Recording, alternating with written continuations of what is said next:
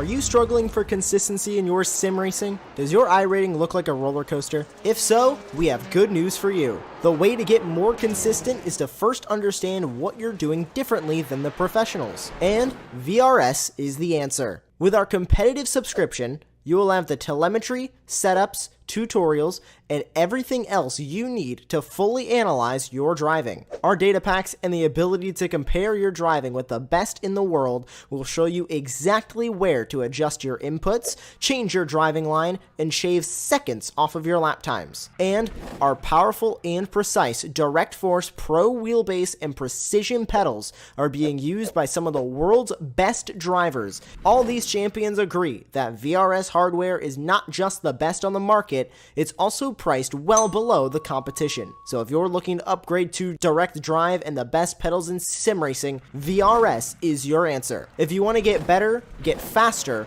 and make it happen sooner rather than later, you owe it to yourself to find out why so many people are switching to VRS. You'll be so glad that you did. Visit www.virtualracingschool.com and learn why the best use VRS.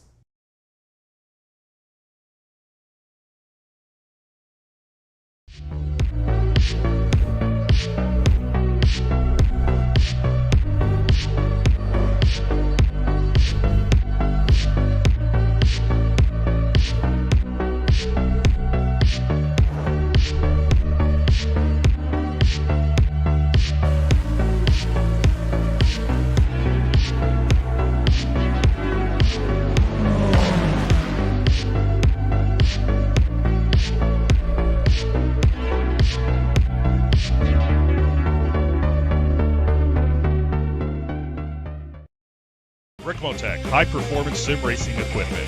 There's only one place to go, Ricmotech.com.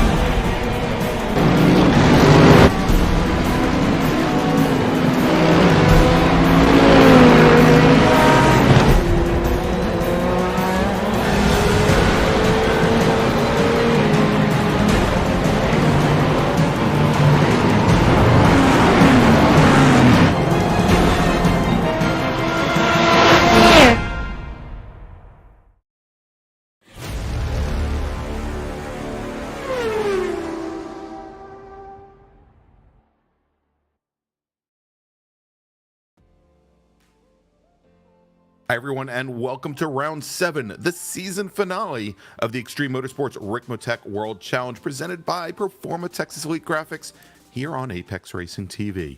I'm Greg Ginsburg, and joining me in the announce booth, as always, is Larry Lefty McLeod, and tonight we've got Dennis Branch bringing you all the best views of tonight's action. And tonight, we head deep into the Wisconsin Dells to Elkhart Lake, where for 75 minutes, our LMP2 and GT3 racers will attack not only the intimidating kink, but every other challenge that the 4-mile-long National Park of Speed can throw at them. Buckle up for action from the house that Cliff Tufty built, Road America. Good evening, Larry. How are you doing tonight? I am just excited about this race. I think it all comes down to this, and nothing's more exciting than finales. And you know me, I absolutely love Road America. It is in my top 3 tracks, maybe top 1 track of all time. Love this place, and I think we're going to have a good time tonight with multi-class racing. That's right. And so, you know, after 6 rounds and I think quite a bit of drama this season in the World Challenge, you know, we've come to the finale, as you mentioned, and I believe at this point all 3 of our championships are still up for grabs. The LMP2s, the GT3 Pro category, as well as the GT3 AMs. And, you know, like you said, this is one of your favorite tracks. You know, I can't think of another venue better to see our combatants battle it out than here at the National Park of Speed. Yeah, absolutely. We talk up a lot of tracks, how they're, you know, too tight sometimes, don't do multi-class racing well. Well, you find a place like this, to me, it does everything well, and I think it's just wide enough to go 3 wide when it counts, and plenty of places for the LMP2s to get around our GT cars. And I think that's where the battle's going to be won tonight, is not so much about who can get lucky with the actual field, but who can actually put down the best laps and put down hard racing. Because I think tonight's going to come down to some pretty strong racing, and we've got some pretty good battles to lay out in front of us. It's going to be a lot of fun. Yeah, I'm definitely looking forward to tonight's action. So, Larry, why don't we do this? Maybe it's a little bit early in the game, a little bit early in the show, but why don't we go and turn things over to Kevin Ford, who, as he does every single outing on the Ricmotech World Series and all of the other Extreme Motorsports races as well, gives us the track guide. But tonight, it's not just the track guide, but it is a little bit of a history lesson, boys and girls, as Kevin is going to tell us all about Road America. Welcome, everyone, to Road America, located here in Elkhart Lake, Wisconsin. Great to have you with us as we provide you your track guide today around this 4-mile road course known to some as the Nürburgring of America.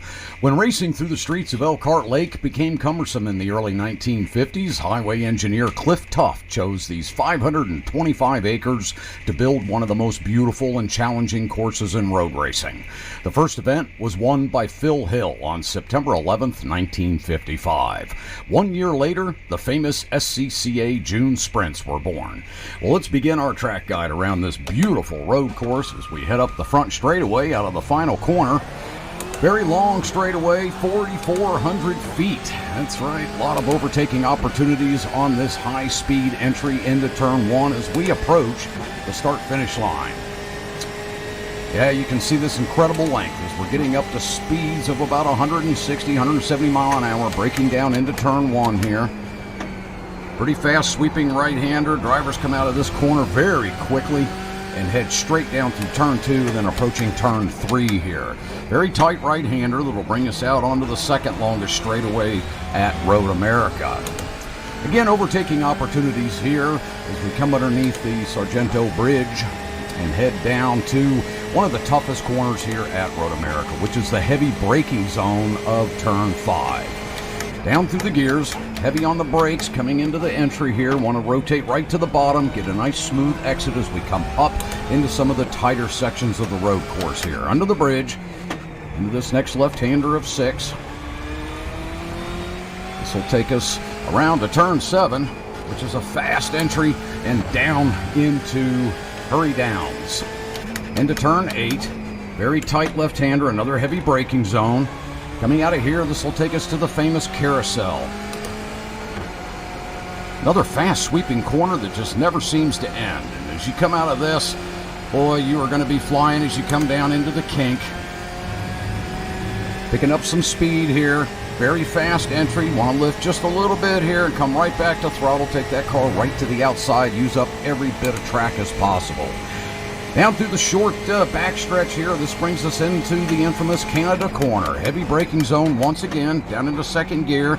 It's some good rotation coming up off the corner and into the very tight section of Bill Mitchell Bend. A couple of S's here, and then up into the final entry to turn 14.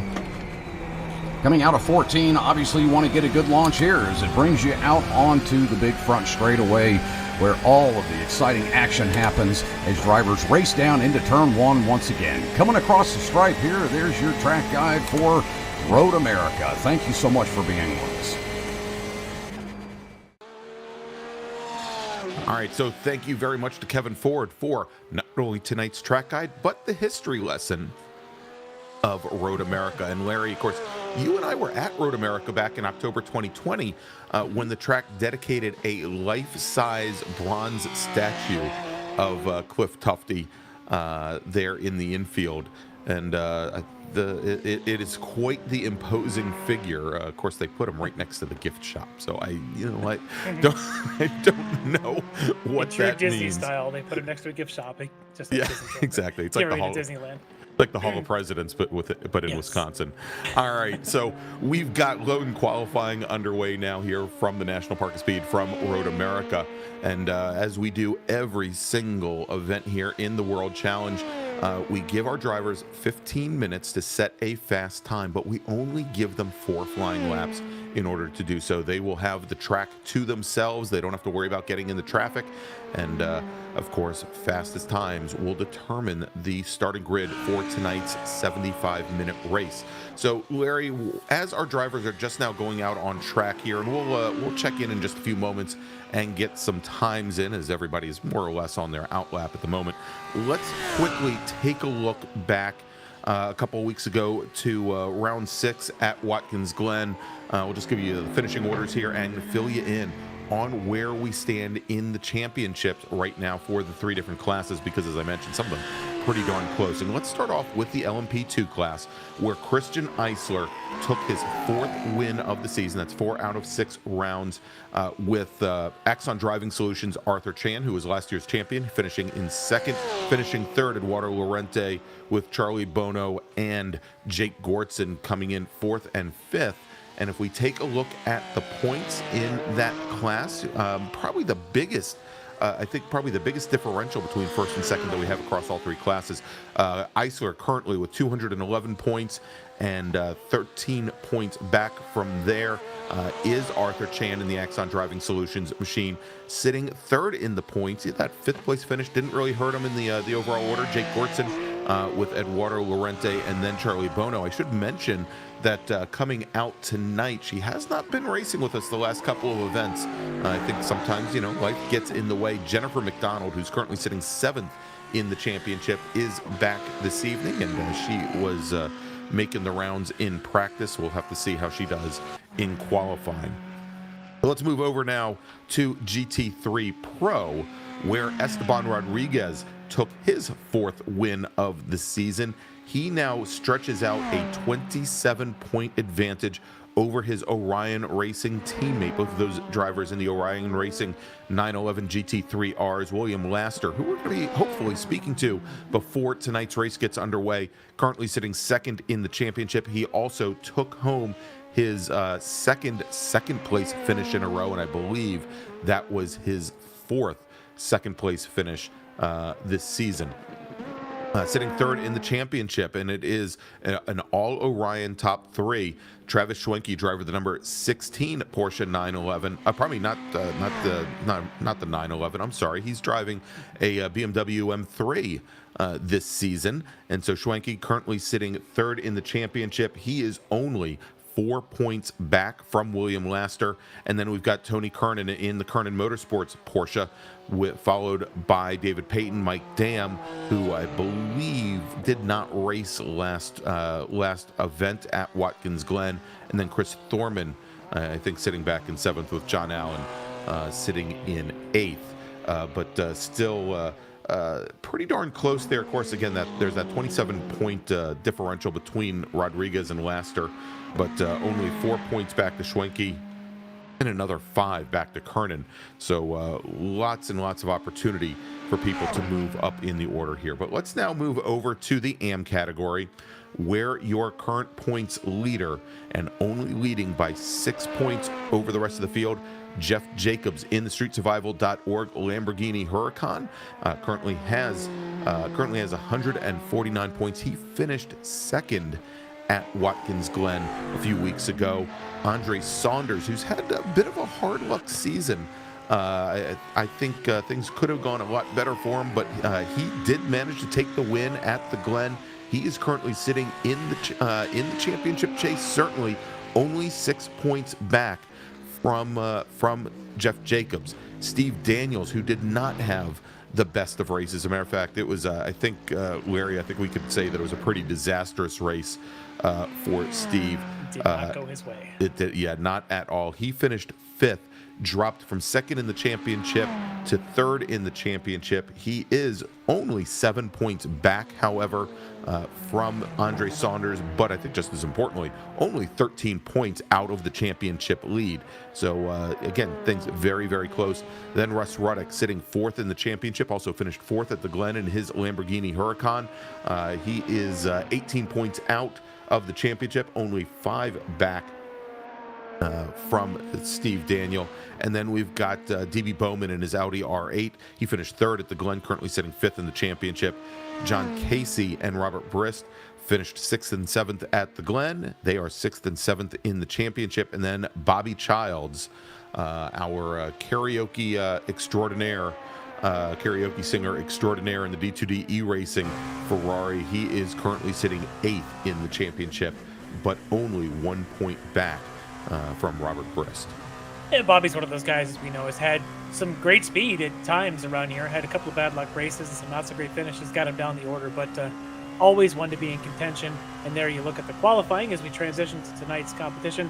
Bobby already sitting on that provisional pole just ahead of that of the points contenders there, with Saunders, Daniel, and Jacobs sitting in 2nd, 3rd, and 4th right now. Of course, lots of qualifying and lots of racing still to go. Yeah, and we've seen, Larry, at a lot of the tracks, the Ferrari definitely has the legs. This is a track that should suit it very, very well. And if you take a look up there at the timing tower on the top left, we do have some times in right now. Jennifer McDonald, in her return to the World Challenge, she is your provisional pole sitter at the moment, just turns in a 1:48.529. That's about 0.4 of a second up on our championship leader, Christian Eisler, in the number 727 Punto CL Racing entry. Jake Gortson currently running 3rd fastest. And I'll tell you, I saw Jake putting in some monster drifts around Road America early on in practice tonight. We'll see how he does in the race, but typically you want to keep the slip angles to a minimum with those cars. Then we've got Eduardo Lorente, and then we've got Charlie Bono rounding out the top 5 right now in qualifying.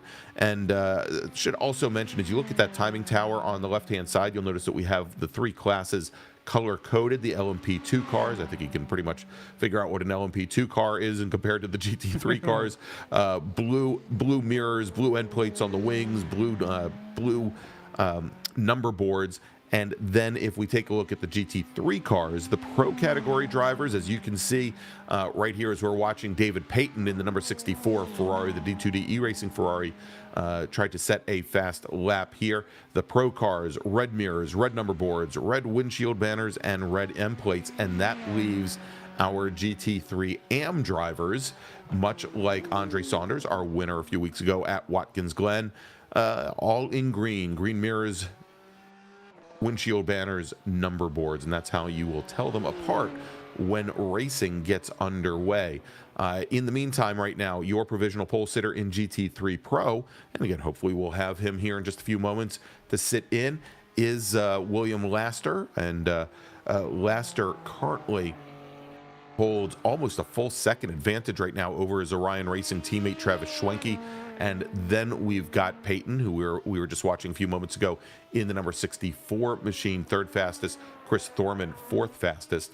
and as you mentioned in GT3 and Bobby Childs, and things are starting to tighten up a little bit here, Larry, in GT3 AM. If we take a look, Andre Saunders in that BMW now only about 26 hundredths of a second, probably 26 thousandths of a second, sorry, off of Bobby Childs for second.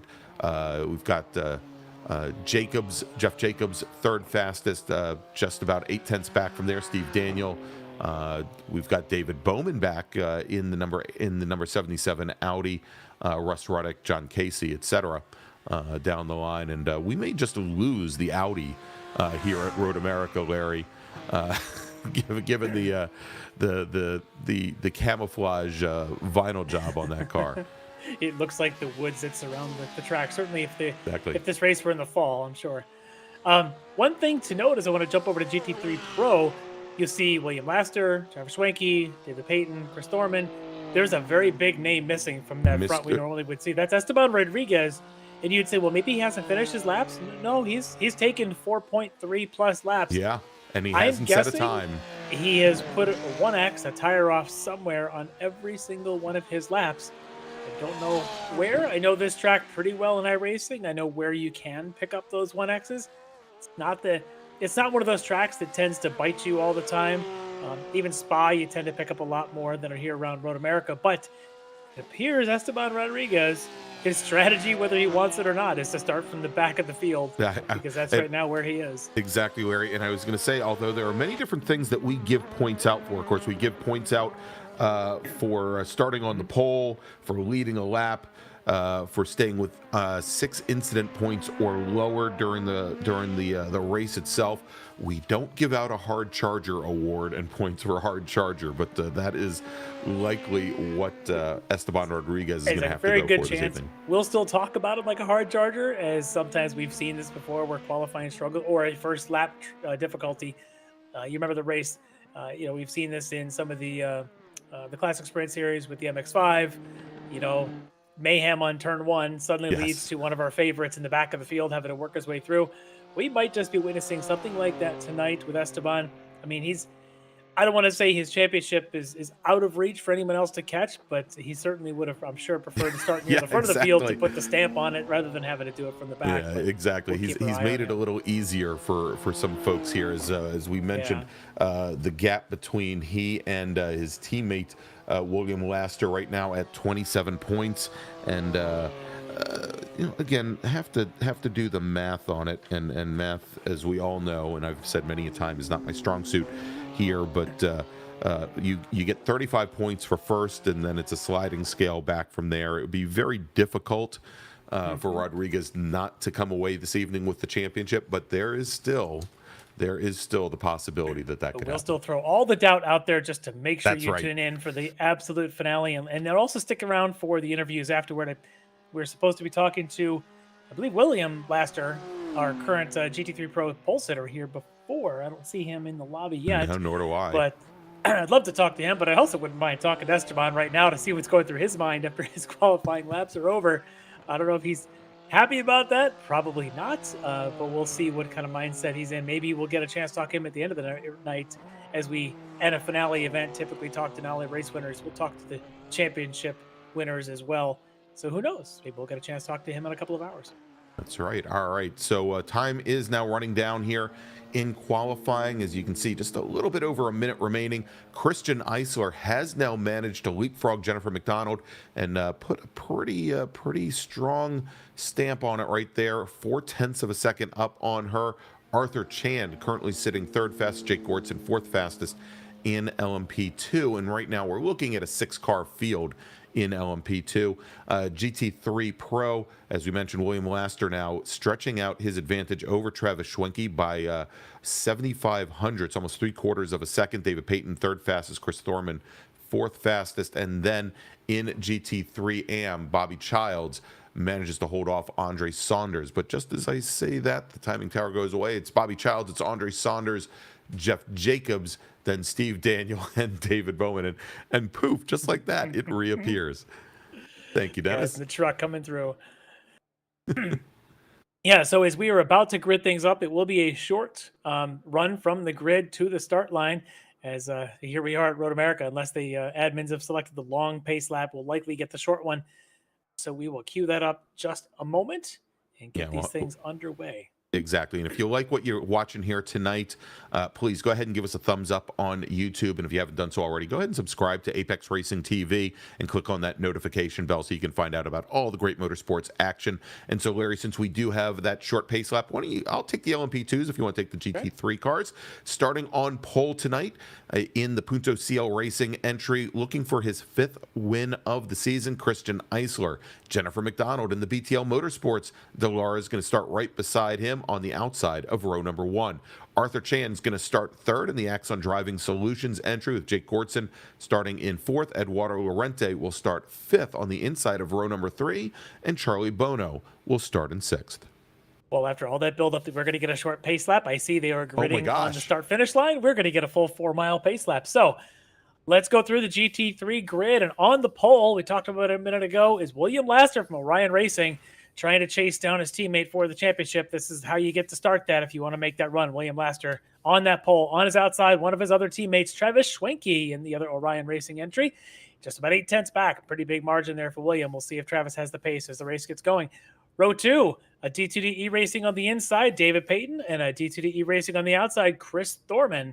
So teammates there as well on that second row. Over to the third row on the inside, Esteban Rodriguez. We talked about him earlier. He's going to have a little bit of a chase to make, but he's going to have to catch up with these guys. Going to be starting there in the third row. And look at that, Larry. In GT3 Pro, we've got more race officials almost than we have racers. So in GT3 AM, on the pole here tonight is the karaoke sensation D2DE Racing Zone, Bobby Childs, just right round, edging out Andre Saunders from Mohawk Racing by just 25 thousandths. That's going to be a fun battle to watch tonight. On the second row, don't count them out. He's a championship leader right now from StreetSurvival.org. It's Jeff Jacobs. And just outside of him on that same row, Steve Daniel from SKKJ Racing. On third row, on the inside from Dysfunctional Racing, it's David Bowman. He'll be lined up alongside Flying Tortoise Motorsports, Russ Ruddick on that row 3. Finally, on row 4, John Casey from 046 Racing, lined up with Robert Brist in RFC Racing. So, we've got 4 miles to wind this down and see what kind of green flag we'll get here as we got championship night about to begin. That's right. So lots of time for our drivers to do a little brake dragging, do a little tire scrubbing, get some heat in the equipment for the first time they go down into turn number 1, as we've got our 4-mile long pace lap now underway. Pace car has the field with Christian Eisler and Jennifer McDonald following along, and you can see the GT3 cars already giving a heck of a gap there to the LMP2 cars. You know, certainly possible to do that here, you know, and it might still only take 3 laps before the LMP2 cars come up on the back of the GT3 traffic.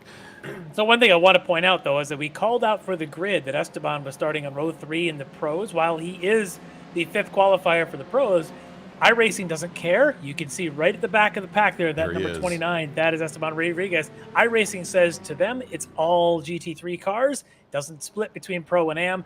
That puts Esteban at the back of the field for not having put a qualifying lap in. So now, not just having to be there right behind his teammate on that front surge, he's got to work his way through the am class. This should be fun. It's entertaining hour and 15 minutes for Esteban Rodriguez. That is right, and you know, we'll have to see what he decides to do up front. You know, it's always, you know, that balance, Larry.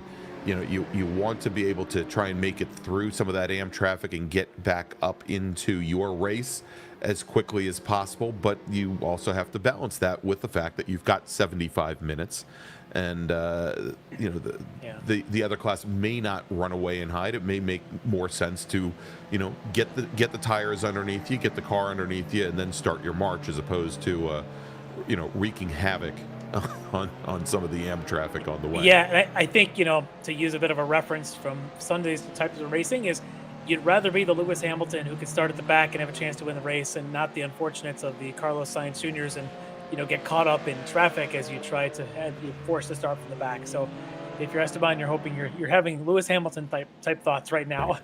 Please, no spoilers, Larry. I still haven't watched the race. It's almost Tuesday, Greg. It's time to turn the DVR on. I know. Well, it's on the DVR, It just no, I don't want to upset any of the folks from Kentucky. All right, so pace car now. Jeez. All right, pace car now bringing the field down through the kink. I got to say, good qualifying tonight for Jennifer McDonald, putting it up there on that front row. I know she and Arthur Chan often have similar pace. He sometimes edges her out just by a little bit. Tonight, she's got the edge there and able to put herself up there right up alongside Christian. And we've seen Christian Eisler not get the best jumps before. So exactly. It's been Arthur in the past getting that lucky break to get the jump and holding Christian Eisler behind him for a few laps. Maybe tonight it'll be Jennifer, so keep your eye on that front row when the green flag drops. Yeah, and I was going to say, indeed, when we were at Watkins Glen just a few weeks ago, Arthur Chan got underneath Eisler going through turn one, is actually able to come all the way down the inside and carried the lead all the way up the hill and managed to hold Eisler off for a number of laps. And we'll see. He did it there, and he did it at Circle des Arts also as well. That's right. Over at Le Mans. So it's happened before. Maybe Christian's working on his starts. We know, I think he's a little bit conservative sometimes on starts, and that can come back to bite him, but we'll see what kind of jump he gets tonight with Jennifer there on his outside. All right, so here we go. Field now coming into the final corner, turn 14. Eisler to the inside, McDonald to the outside, row 2, Chan, Gortson, then Lorente and Bono. And our pace car is now on the pit lane as the field starts to make their way up the Road America straight, up that very steep hill. And it is then going to be the responsibility of our own starter here to give the go signal, not iRacing. And as we wait here, and there we go. Green flag is in the air, and Eisler, again, does not get a good jump. You can see there as Jennifer McDonald was rolling right away. Now, the one thing that you do have to look out for is there's that overpass, and you could not have a pass before that gantry before the start finish, but it looks like Jennifer McDonald. Oh, and Arthur Chan gets together. Is that, I believe, that was Charlie Bono. And they're going to be there when the GT3s come across. As now our GT3s, our pro cars are coming into turn 1, and it is William Laster, and he's got the number 16 of Schwenke right beside him. We'll have to see if those LMP2 cars are out of the way. Indeed, they are, as they now make their way down, but we are going full course caution, Larry. Yeah, and that probably the reason was because of that was still, they were blocked the track for some significant time there. They want to make sure that things are cleared up before the GT3s go double wide, which they were. Yeah, so that's unfortunate start there for Arthur. We get a good replay here as they come in. Jennifer's got the advantage there, but they're 2x2 going behind him. It looks like Arthur and Charlie just touch side by side going down through that little kink under the bridge. Yeah, it looked like Chan had the rear end kind of snap out on him just a little bit. And I don't know if it was net code or if he just lost the rear of the car there for a moment. It looked like he had made an overcorrection and right into it. Let's take a look at it from this angle here, Larry. Maybe there was contact there coming out of one. It looked a little different with that view, that overhead view, than what we saw from behind. It looked a little bit more like Charlie might have run a little wider. Maybe he was trying to just hold his position, but the car moved a little bit left, and unfortunately got into it. We'll see. I would expect Arthur to probably come in and pit here. Yeah, maybe take on some repairs. Just the fact that those two cars are still rolling, Larry, is I think a testament, because they both hit concrete very, very hard. You can see quite a bit of damage, and it looks like Chan is wiggling that car around just a little bit to try and feel what he's got underneath him. He's got a crab walk going. That car has definitely got an alignment issue. You can see it's kind of pulling to one side probably. So he'll probably come in, see how long his repairs are. That's unfortunate because we know that he was in both the championship fight as well as trying to hold on to that second spot if he wasn't able to win tonight. That's going to hurt his chances to pull off the victory here. We'll see how long his pits are. We'll see how many laps we are under yellow. Well, leading her first lap of the race, Larry, Jennifer McDonald. So that will gain her another point. Of course, again, I think McDonald running 7th in the championship right now, so it probably doesn't matter. And there you go, both Chan as well as Charlie, as well as Gortson heading into the pits there. Or is that Lorente? I'm sorry. It should be Charlie Bono. Yeah, there we go. There's Bono into the pits. All right, and as they come down the pit lane, and we are back to green flag racing, I believe, Larry, as these drivers now making it back up, going into turn 1, and McDonald now getting a little bit of clearance as we've got Gortson and Eisler side by side, and for the moment, Jake Gortson now takes over second position dropping our pole sitter Eisler back into third. And now let's take a look at what will be the real start for the GT3 cars, as we have now moving down to the inside is William Laster. He takes the point from his teammate Travis Schwenke, and then back behind Schwenke we've got David Payton in the number 64 D2D E-Racing Ferrari. Bobby Childs leading in AM, also in one of those D2D E-Racing machines, our that AM leader. Then Andre Saunders, Jeff Jacobs, and you'll see here already Esteban Rodriguez has made up a number of positions. He's gotten around Robert Briss, John Casey, Russ Ruddick, move him up to 14th overall in that number 29 Orion Racing machine. Interesting that Esteban was not able to make up any positions before they got called for the full course yellow, so he did have to start at the back of the pack, still even on the restart. But as you said, he's already made up about 3 spots as we got underway. We get a good shot there of the 77 of David Bowman in that camouflaged Audi that we can still see there's some green on the track. He's got the for now. Once it gets dark, we're all in trouble here. But Steve Daniel, Chris Thorman right behind, and as they're battling for position, you can see that at least for the moment, Esteban Rodriguez being fairly cautious here, following these cars through. So I think it was as we got a spin there. That's the 9. Yeah, that is Eduardo Lorente. Yeah, as Lorente now goes around. And let's take a look. I think we've got the replay of that as he comes down through the Kettle Bottoms, heading over towards Canada Corner, drops a wheel. He recovered, but then might have just had a little bit of cold tire there, maybe got on the gas too early. These tires do take a couple laps to warm up. Luckily for him, didn't hit anything, no damage, but the damage done there is the 13 seconds that he's now down from race leader Jennifer McDonald. All right, as we jump back to the GT3 action here, we're watching now coming out of turn 14, completing their first green flag race. Let's try this. Green flag lap. Thank you very much. As we're now 5 minutes into the 75-minute battle, and it is William Laster, your leader, Travis Schwenke, the 2 Orion teammates, David Payton, then Bobby Childs running 4th right now. He is your AM leader, just a little bit further back there in that bright yellow machine. So he's in the middle of a sandwich right now. Yeah. So he's leading the AM, but as you can see, the 72 right behind him is Saunders. Saunders pressuring him. Bobby using a little bit of the draft to the back of his other teammate there, Peyton. But I suspect Saunders is probably going to make a move, and it looks like he is here going into 5. Here we go as they come down the hill, heading down towards turn number 5, hard under braking. Saunders to the inside. We've got Childs to the outside, and Saunders gets the move done early as he comes up under the Corvette bridge through turn number 6. So now move Andre Saunders into the lead in AM. He is now 8th overall. He's made up 2 positions since the start. Steve Daniels, what looks like he's gotten lost out here early on, but that is your leader who just took the lead. Now he's back down as he went wide there at 7, having to now not lose too much as he slips in behind Jeff Jacobs for what looks like about the 3rd now. He lost 2 spots on that. That'll drop him back to 3rd, but it's a pretty distant 3rd as Childs was, I think Childs is about 25 car lengths back from, or pardon me, that Jeff Jacobs is about 25 car lengths back from Bobby Childs. But I didn't want to get caught up with the announcer's curse here, Larry, talking about the challenges that Saunders typically has in the first couple laps of a race.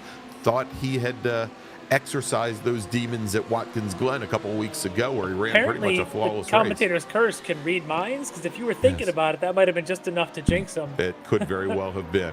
Well, don't think about these 2. I'll take this one on. Jennifer still holding the lead on Christian Eisler here as we're still on lap 4 now. Eisler's gotten around Gortson. Remember earlier, right at the restart there, Gortson was able to slip into 2nd. Eisler now back to 2nd and got his eyes set on Jennifer McDonald, who's off to a pretty good solid start here with the lead and running a pretty good solid pace here to try to hold off the current championship leader, Christian Eisler. And what has turned into essentially a 3-car battle in LMP2, as we have 2 of our entrants, Arthur Chan and Charlie Bono, on the pit lane after an opening lap incident, and then also Eduardo Lorente, who spun the car at Canada Corner on towards the end of lap number 2, and he is a number of seconds in arrears. Here you've got the 29. That's championship leader Esteban Rodriguez, who just got tangled with Steve Daniel going into 5. Looks like under braking, maybe got a little bit loose there. possibly for Daniel, and that just hits. Unfortunately for Rodriguez, he's now got to start all over again. As he loses a lot of ground. It looks like Daniel, and a pretty common thing, Larry, for the driver on driver's right to open up that corner as much as possible, move the right wheels over on and beyond the exit curbing there. But you can see on the gator teeth, as perhaps the 96 car moved over maybe a little bit earlier than you would have expected. Yeah. The car just whipped right back across into Rodriguez, and there was nothing that Rodriguez could have done there. That's unfortunate. I obviously, Steve Daniel did not intend to do that. I didn't realize that little patchwork there would have been, that slippery to cause that kind of a spin, and that's just awful. Hits them both. And for Rodriguez, he hopefully doesn't have damage on board because he was about 7 seconds back. He's lost about 10 seconds on that exchange, but that's just unfortunate. It's just taking what's already off to a bad start and just continuing to spiral out of control here for Esteban. All right, so that switches things up just a little bit in the AM category as well. Again, Bobby Childs is your leader in the number 88 machine. Andre Saunders, and now move David Bowman up into third in his Audi. Jeff Jacobs falling now back into the fourth position, and Russ Ruddick in fifth. John Casey in sixth. Did not see what happened to Jacobs there, as he was just in front of Saunders after Saunders had his run wide there at that kink of turn 7. But Jeff looks like he's back underway for whatever that was. I can tell you, going back to the Saunders incident, a lot of cars you could run flat out as soon as you straighten up at the exit of that turn 6, as you crest that little infield left-hander. You can run down the hill, make that right at 7, all the way down to 8 before you have to brake. A lot of cars you don't even have to lift for that, including these GT3s. But if you do it wrong, just a little bit of late turning where the car slides too much, you can catch grass on driver's left on that exit curbing. I have my suspicions that that's maybe what happened to Saunders there, especially early in this race with the tires. You can see them going through here. They're flat, and you'll see sometimes they run just a little wide and they catch the exit of that curbing a little bit. Just a little bit too much grass could easily cause him to go, and he's lucky he didn't hook the car to the inside. End up in the wall over there. Yeah. So he's got work to do. He's got 5.5 seconds to catch up to these guys, as that's Bobby Childs and teammate Peyton, both in different classes, but Childs leading in the M category. And here's McDonald leading Eisler. Eisler now leading McDonald as they're side by side going into 5. And as they are now at 180 miles an hour coming down the hill into turn 5, and your new leader, Christian Eisler, your current championship leader as well, Jennifer McDonald, with a couple early laps led, now sits in second position. Jake Gortson still hanging pretty darn close. I don't want to say I'm surprised, Larry, but so far, and again, early days, but Jake Gortson showing a lot of pace here this evening. Yeah, he's definitely showing he can stick with this battle, and I think as long as he can stick in the draft, I think he'll be able to hang along for quite a while as these guys continue to turn laps. And don't be surprised, you were saying about 4 laps before they hit traffic. Might be 6 laps with the yellow lap that we had there before the LMP2 start to catch up to the back of the GT3 field. I don't see anyone yet in their sights, but it won't be long, and then who knows what could happen. And, as we were watching that battle, and here we are right now, taking a look, we've got Bobby Childs, the lead of these 2 cars. Childs, your leader in GT3 AM, his teammate David Payton, currently running 3rd in the pro category. I was going to say that we was taking a look at the 96 machine of Steve Daniel as all of those LMP2 cars were coming through, and that is a car that has got a lot of damage to the left front of that Ferrari. I'm surprised that Rodriguez is still out there circulating around, and I'm surprised that Porsche maybe doesn't have the extreme amount of damage. Well, I was going to say Rodriguez maybe had too much damage because he was about 17 seconds back when he got going again. Now he's 19. But I just looked at his last lap was a 2:04.0, which is the quickest lap of anybody out there, I think, short of Laster, Schwenke, and Bobby Childs. Yeah, I was going to say, other than our top 3 drivers. Yeah, exactly. So his pace is good, but now he's got a lot of work to do. He's 20 seconds back from his teammate, which in an hour and plus to go, plus a pit stop, it's not out of the realm. But he's not only got to go fast, he's also got to make sure he gets through traffic, starting with the one up front of that Lamborghini of Russ Ruddick. Right. As soon as we get word, and again, stewards are taking a look at that incident between the number 96 of Steve Daniel. So there was a ruling, and it's going to be a drive-through for Steve Daniel, as he was given a penalty for that for that. And certainly nothing deliberate, but you know, they're still going to say, hey, you got to be aware that that's not smooth pavement out there. All right, and here we go back to Esteban Rodriguez sitting right off the 6 of Russ Ruddock in the Flying Tortoise Motorsports Lamborghini. Ruddock currently running 5th in the AM category, and you see here Rodriguez trying to go underneath him, going in the 14. Yeah, he makes it. So much for being cautious. At this point, it's gone from let me be cautious and try to make my way through to, oh heck, just throw it all to the wind and let's just get this done.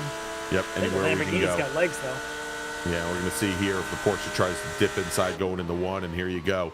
As the number 29 machine under braking cannot get by the Ferrari. He's going to have to try it again as they come underneath the Briggs & Stratton bridge and go into 3. One of the things I've seen about this Porsche, and you know, obviously they constantly update the car models and all that stuff, but my experience has been the Porsche has never had the longest legs of the cars that GT3 field. The Ferraris, Lamborghinis often are a little stronger. That is the 9 of Eduardo Lorente, currently in 4th, struggling there at Canada Corner. Yeah, and that's his same place he went off before.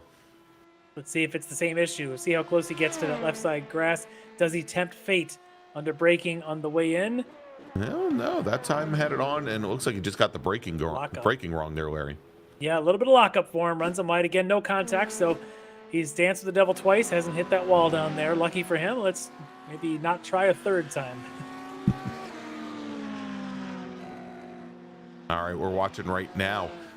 This is the battle between, we've got David Bowman, who is running 3rd in, and Jennifer McDonald going off, coming out of turn 8 through the hurry downs just before the carousel. She's going to lose a lot of ground now, not only to Christian Eisler, but she falls back to 3rd in LMP2. Let's take a look, Larry.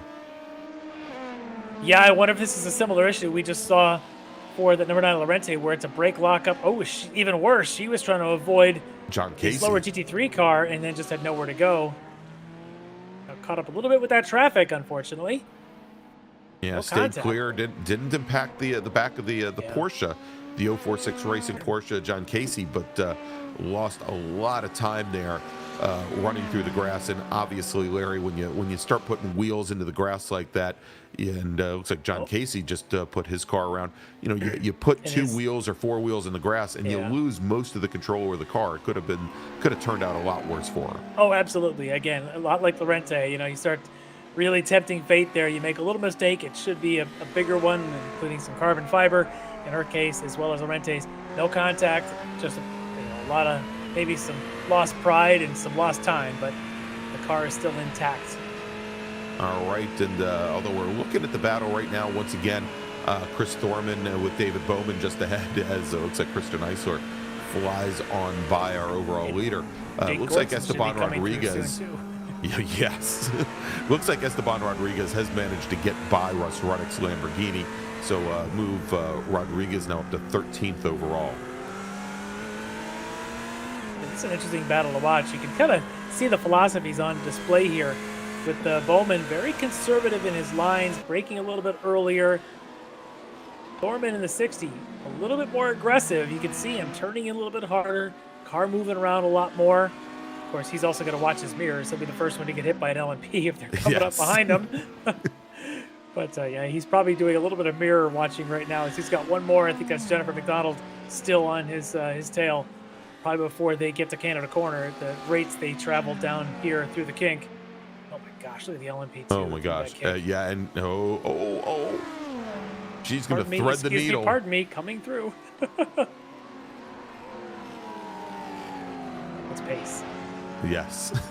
And I mean, and there's not a lot of room, and if she wanted to go into the grass for the 2nd lap in a row, it probably wouldn't have been the best place to do it. But that was anything if not threading the needle. As we take a look now, as we've got Rodriguez coming up on the 38 of Jeff Jacobs, currently running 4th in AM.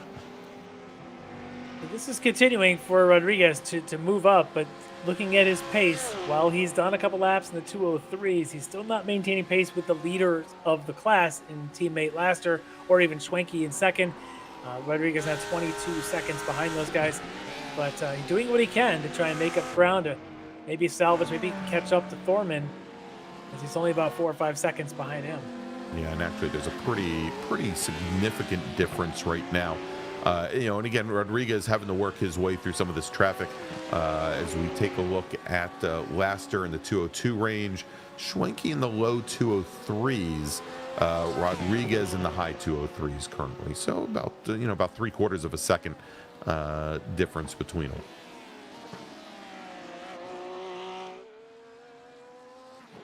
Also keeping an eye on that battle in the GT3 AM with Childs and Saunders. Saunders had that incident there. We saw him go off back at turn 7. Seems to have kind of steadied the ship a little bit, as Jennifer McDonald's going to take the long way around the carousel to get around Bobby Childs. He's going to want some tires, I think. Come pit stop time. I'll hold my line. You hold your line. We can do this. We can do this. Exactly. Better the carousel than the kink. All right. So, and might also add here that Larry, as we were watching our GT3 Pro leader William Laster, seemingly out all by himself with I think about a 4-second advantage over the rest of the field. Typically, we see Laster and Rodriguez, working pretty much in tandem from the start of a race, and many times out in their own little on their own little island there. But interesting to see Laster all by himself there this time by his, again, as we've seen over most of the races this season, even Schwenke just cannot keep the pace of the two Porsche driving teammates. Yeah, I mean, without his teammate there, who's going to push him across the line when he runs out of fuel at the end? Yeah, exactly. But for Laster, he is by himself. It is unusual. He doesn't have that teammate to gauge off of, but the pace he's putting down is pretty impressive. He's into the 202s. Schwenke a couple laps ago did one, but I think that might have been a little bit closer to Laster. Laster has done a couple of them now. He's really moving along, and that is Eduardo Lorente once again having some issues. I just wonder if he didn't get a lot of practice in, or maybe his setup is just off by a little bit here tonight, causing some of the things that normally would just be easy and flows to suddenly be a bit more work. Oh, the car's got a serious push there. Yeah, lots of push. Didn't get the car woed down nearly enough going in the 14 and off into the grass he goes. And so I think probably best if we don't count the number of times we see him do that. But Jennifer McDonald still about 3.5 seconds back from Gortson in third position currently. You can see Gortson just up ahead there. It looks like McDonald's starting to close things down just a little bit. Actually, that last time by, Gortson was almost 3/4 of a second faster than McDonald. So, again, keeping the pace up. He had a pretty quick lap there, and Jake also picked up a couple of seconds on Eisler, which is where you see that now at 1.2 seconds. Eisler must have had some traffic that he was fighting through. We've seen before, Christian Eisler is very conservative through traffic. So if there's an opportunity for a trailing driver, it's typically when they come into that traffic. We've seen Arthur Chan, when he was battling with Christian, be aggressive through traffic and make up ground. In this case, it's Gortson. But Eisler, as soon as he's got clear track there, you see it at 48.7, quickest lap of the race by anybody by a lot. All right, and so Larry, speaking of Arthur Chan, so as I'm checking the timing and scoring, and we noticed about 2 laps ago, Arthur Chan did rejoin the fray here at Road America, and you can see there he's back on track. But I'm also showing that he has made 2 trips down the pit lane, and I'm wondering if he has, once he got all the repairs done, perhaps he took a very early first stop, and it seems as though it would have been maybe a bit too early to do so, but he'd be on a very, very different strategy than our leader Eisler. As we would suspect that the LMP2 cars and maybe a little bit. A little less cut and dry than we saw in a couple of our other races, but definitely need 2 pit stops in order to be able to make it the full distance. We think they can run somewhere along the lines of about 18 laps on a full tank of gas. Of course, they had that opening lap under full course caution. Of course, that didn't really affect Arthur Chan all that much. But we were thinking that if these drivers ran the full distance of that pit window, about 18 laps apiece, that would put them about 5 laps or so short of the full race distance. And so I guess we'll have to watch and see exactly what Arthur Chan does. Yeah, the other thing you think about when you take on repairs in iRacing, the way it works, you don't know what's damaged really. You don't know the extent of it when you pull in, and it'll start going through your normal pit things. It'll say, okay, change tires, okay, add fuel, and then it starts repairs, and it just puts you on a clock. And there's two different clocks. There's a required repairs if the car is damaged to where you got a black flag, and then there's going to be optional repairs that'll start to count. As soon as the required repairs are done, you can leave and not do the optional repairs, or you can do some of the optionals. At some point, just stop and just go back on a track and see how it feels. I suspect that may have been what Arthur did. Got the required done, maybe tried some of the optionals and said, okay, let me go see how this feels. Did an outlap and went, ooh, this feels bad. Pulled back in and just finished up the rest of the repairs and figured, why not? He's, at this stage, I think he said he's about 8 laps down, but he is out there running. His first lap running was a 154, 4 seconds slower than the other LMP2 cars. We'll see if he picks up any pace as he gets heat in the tires. But that may have been it. It's not worth going around here if you can't point the car straight. Right. But maybe now the car's performing more normal for him. We'll see how his laps progress here through the night. All right, and there you go. Back over to our GT3 leader, William Laster, driver the number 31, Orion Racing Porsche, and you can see now he's in the last couple of laps since we checked in. He's opened up a few more tenths on Travis Schwenke, his teammate in the Orion BMW, just now coming through turn 7. Those are so precise. Every time we catch him going around a couple of corners where he's just inch perfect, from entry point, apex, exit points, just very crisp with that car. And that just turns into, especially at a track like this, it turns into tenths on every straightaway. That's right. Some tracks, because the corners are so tight, you can miss a little bit. It doesn't cost that much. This place, because everything is, immediately preceding a half a mile straightaway, it really compounds if you miss it. He hasn't really missed it. Every time we go to him, he's really hitting his marks, which puts pressure on Schwenke behind him, who's running a fantastic race, running in the 202s to 203s, but the guy in front of you is running a 202 on every single lap. It's just hard to keep up. Yeah. And just to kind of check back in with Saunders, now 25 seconds back. He also just ran his best lap of the race at a 202.8 for Saunders. Currently still chasing down Bobby Childs. Yeah, and as we take a look at the pace between them, we start the last lap. I think Saunders maybe has a few ticks on the number graphic. 88 Ferrari. There's the graphic between Childs to Peyton. Childs may have hit, move it along there. But I think what Saunders is doing is really doing a fantastic job to cut that down. It was about 6 seconds a few laps ago, now down to 3.5. So Bobby just has to keep doing what he's doing. But you can see in the background now that BMW is starting to poke around. With, Peyton, I believe it's 64 Peyton in between them on the track. Yeah, and I was just going to say, Larry, if Saunders can get a little bit of a pull off of the 60 machine, might be a bit of a help for him there. Yeah, he's about a second and a half or so behind, but I think the next time they go down towards the towards Canada, you might see a little bit of drafting happening for this BMW. He's going to be moving up there, so far from over here in GT3 AM, as Saunders is definitely on the move to try and catch down Bobby Childs. Maybe tonight's one of those nights we need to have the Bobby in-car, interviews. Yes. So we can talk to him, especially down these long straightaways like the front straight and the back straight. He's got time, yeah. Yeah, what else are you going to do? Good shot of Jennifer McDonald there. Still in the mix here, less than 5 seconds back from Eisler. And there is Eisler, your overall race leader. Doing what he does. Very much like we were talking about with Laster. Christian Eisler, also very just much inch perfect, just rock solid. You watch him, slows it down, hits the apex, no drama, no nothing. The wheel barely turns. Yeah, just the epitome of smooth. Yeah. Right there, you can see no adverse, no corrections, just one input in, one input out. Yeah. And you heard that no lift either around that turn 7. Lots of aero in these cars. And Larry, you were talking about how more cautious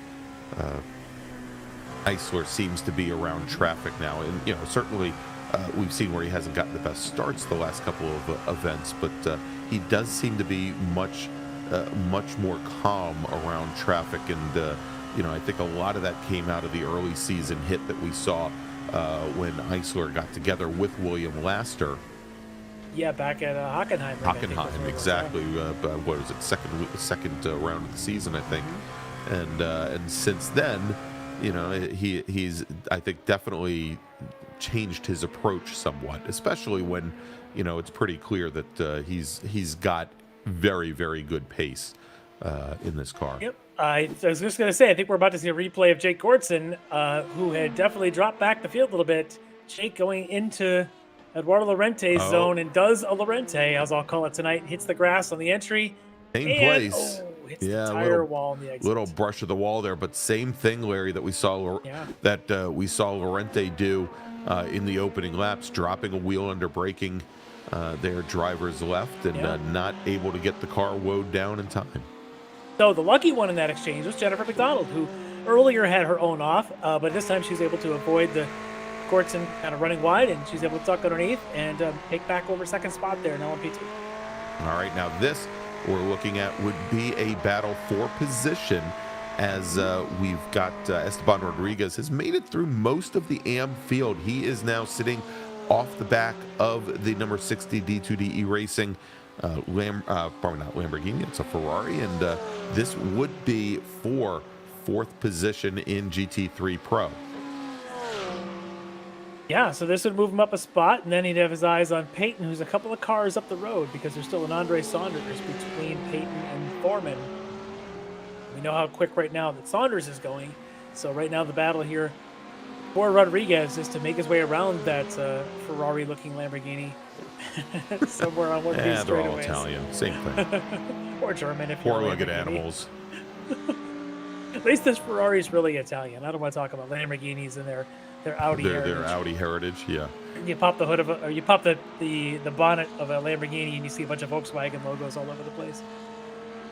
All right, moving down to the inside now is Esteban Rodriguez, and is he going to get the pass done before the braking zone for one? Yes, he does. So unless the number 60 car can fight back coming down the hill into turn 3, and he's sitting right off the quarter panel. And now it looks like Rodriguez, he's going to manage to take that position. A little bit of a wiggle, making it interesting, though. But Esteban Rodriguez, now your fourth place driver in GT3 Pro.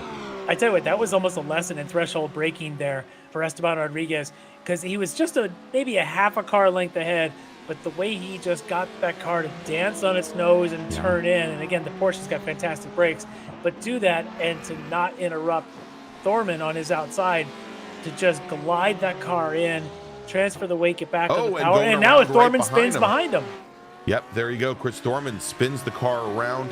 That is going to drop him back right now. All the cars back behind him. We're AM category drivers, so Bowman gets by, Jacobs gets by, and back in the car up a little bit, trying to find the best way to get back on track, getting a good view of the track so as to not impact anything. Chris Thorman now rejoins, but he drops a number of positions overall, only loses one in Pro, however. Yep, and I know how that can work as well, because as you come under that bridge, the Corvette bridge there, coming up the hill after turn 5, and you have to turn in at 6, it's kind of a blind turn in, but the pavement goes away. It goes from kind of uphill to suddenly off camber at pretty much the slowest corner on the track, and very easy to get the car a little bit squirrely as you're turning in, especially if you pop the downshift just going into that.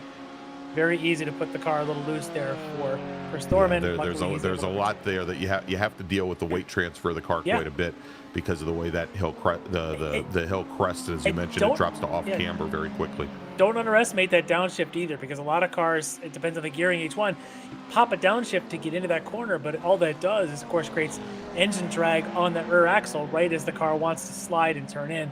Very easy to go around with all that going on, and unfortunately for Chris, it just cost him about 25 seconds of track time. All right, so let's jump back over now to Andre Saunders. By the way, Chris Thorman just pulled into the pits to take his stop.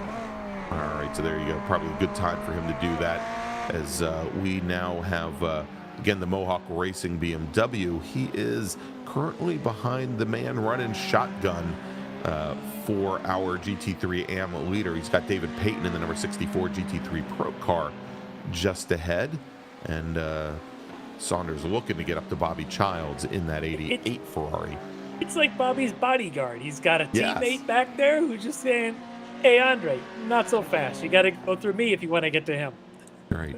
Don't tell Stubby, though. I'm sure Stubby thinks he's the bodyguard. All right.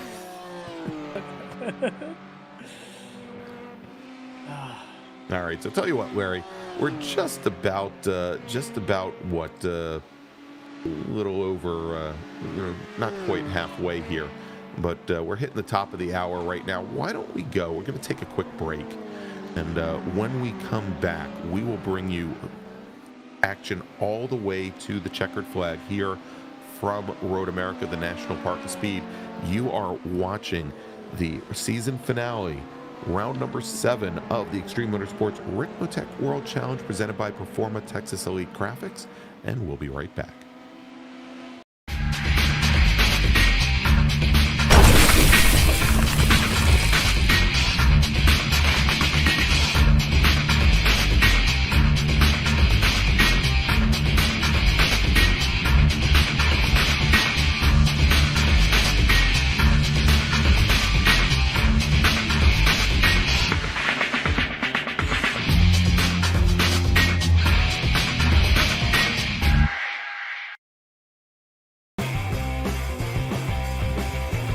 Ricmotech high-performance sim racing equipment.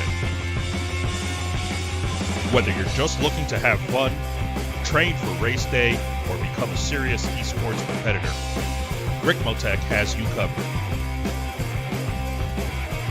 Hundreds of name brand parts. Support from experts that love sim racing. Trusted by the pros. There's only one place to go, Ricmotech.com.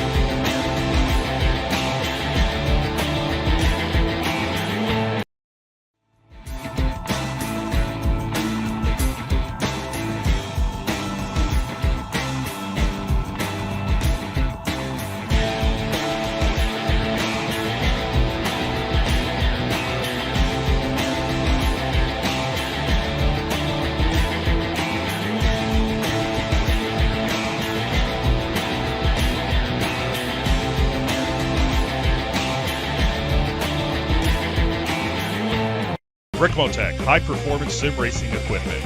There's only one place to go, Ricmotech.com.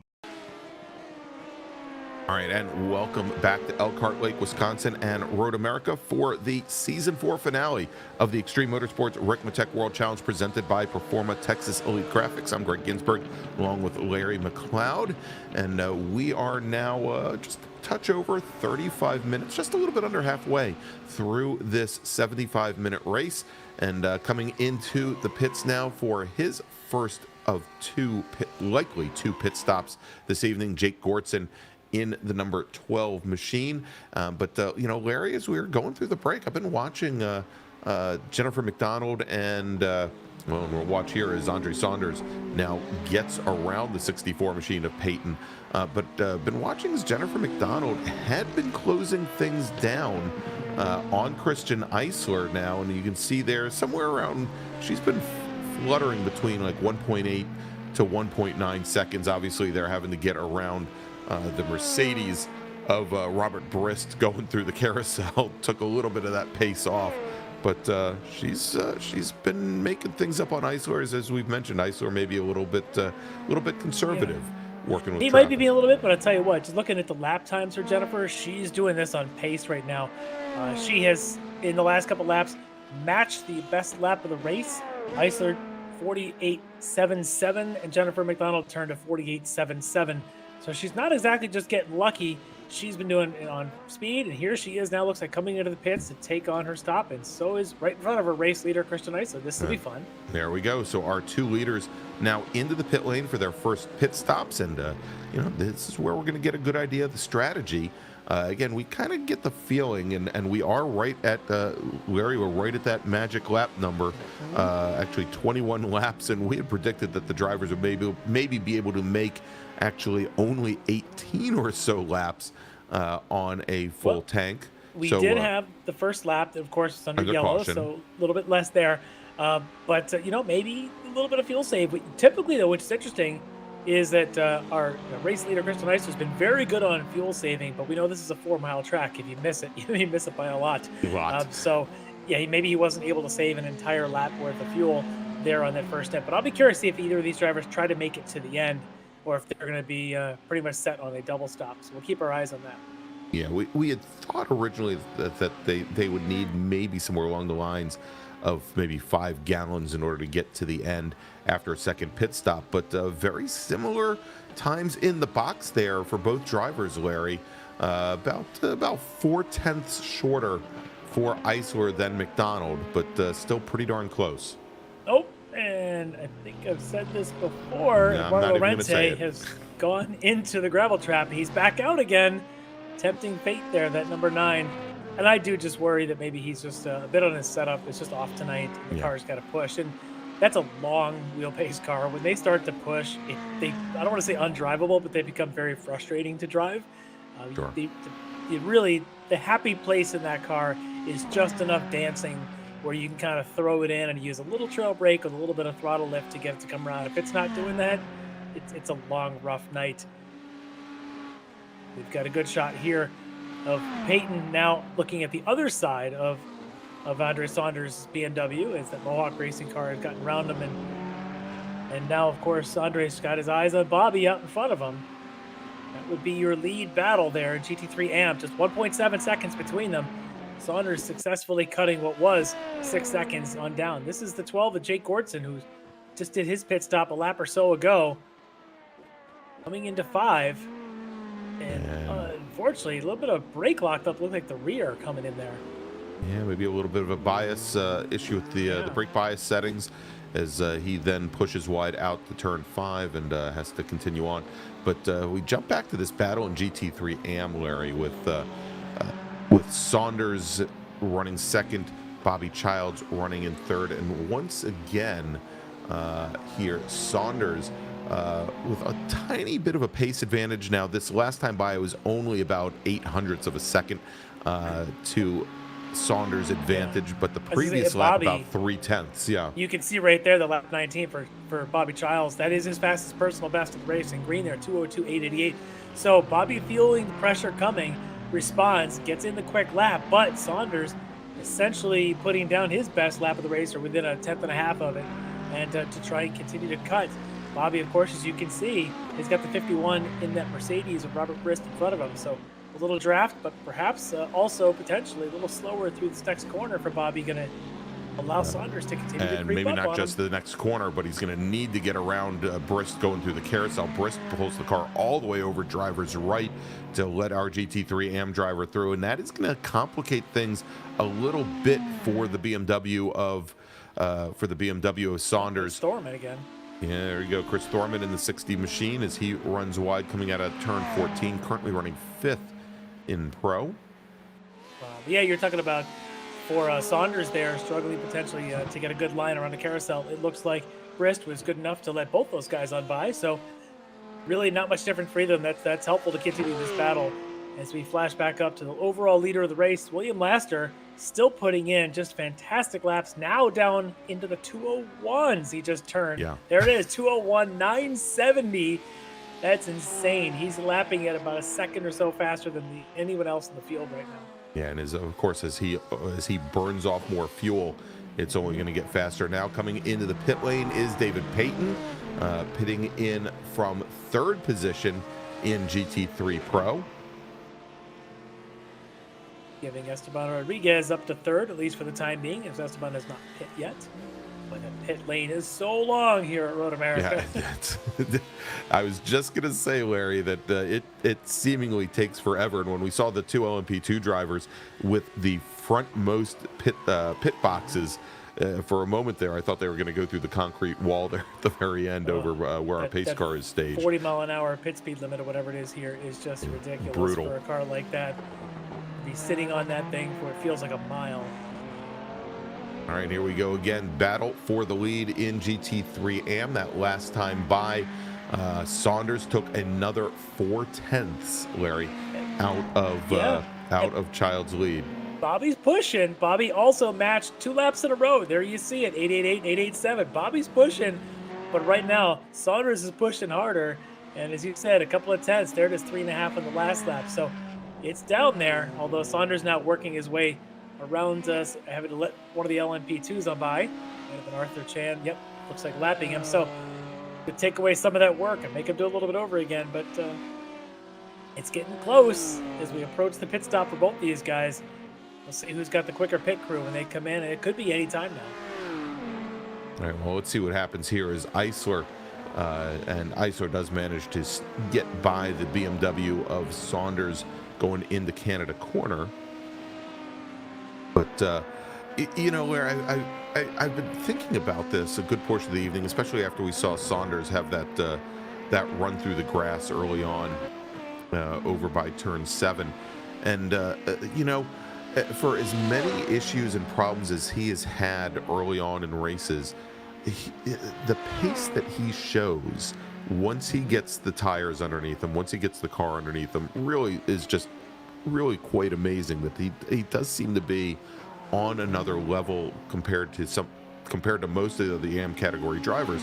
The problem is you have to look at the race as a whole, and you know, he consistently has those early race issues that you know, that are to his detriment. But you know, again, if he could put an entire race together like he did at Watkins Glen, I think he might have just walked away with the championship this year. Yeah, well, he's clearly cleaned that up, and that's what I have a lot of respect for, a driver who can recognize things that you have to work on to go out. We had our interviews with him, and he's talked about that you know what, it's definitely had some areas in the game to work on, and he did. Pit stops were one of those things, but I think also the early laps were another. He's clearly worked on that, having been able to pick up wins now, and as he chases down Bobby Childs, trying to pick up a win here, and who knows where this is going to lead, because championship leader Jeff Jacobs is currently back and forth. Not sure Saunders can catch him for that, but he's certainly going to give it a run. But the guys continue to improve. If you look at where he was, you know, last season, the start of the season here, he's definitely worked on these things and gotten better. And I'd love to see that in a driver like this, to continue to improve his game week after week. Yeah, and a matter of fact, that is the one thing that we talked about at the Glen. You mentioned his issue with pit stops, because there were a couple of races in a row where he came into the box and in one case I think spent like an extra 3 minutes in the pit stall that just completely destroyed a race for him. And you know, and yeah, I mean, it's great when you have a driver that, you know, doesn't have the hubris that, you know, that they can pick out exactly what their problems, what their limitations are, and try to work on ways to fix it. And of course, he mentioned, of course, you know, that he is running with a VR headset, and so, you know, if you don't have a good method for getting your car set up for the pit stop, it can be very challenging, as you're just basically, you know, flailing your arms around trying to find the right keys. Yes, and I think that to me is really good to recognize those things, because it's one of those things. If you run a lot of races on the platform, a lot of the races aren't going to be with pit stops. You know, you just fuel up, you do your 30 minutes, whatever, and you're done. So to get used to doing multiple stop races, or at least single stop races, it adds an element that you have to work on. You got to practice it. How do I do this? What do I have to do at the start of the race to get ready for that, in terms of setting your fuel and tire strategy? And then during the race, what do I need to do? And do I need to have a pit lane speed button enabled? All that kind of stuff has to come in.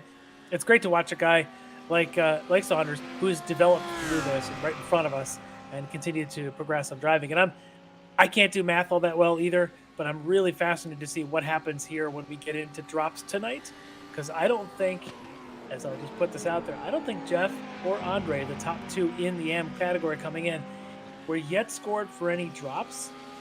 So if there's a drop allowed, it starts to play some numbers games as to whose drop was worse, and then whose finish tonight is better, to get the replacement points. So when coming in, It was 149 points for Jeff Jacobs, 143. So a 6-point difference there down to Saunders. But we typically see 3 to 4 points from first to second place. About 7 or 8 points, maybe to third place. Now that's with Jacobs in fourth. Could easily be flipped here should the order stay the same and if get drops in. It could even play further into Saunders' favor. But Andre's got to catch Bobby Childs, and that seems to be a lot easier said than done. Bobby's still putting in solid laps. It seems like that lead has been between 1.7 and 1.2 for the last 40 minutes. Yeah, it just keeps moving back and forth. Exactly.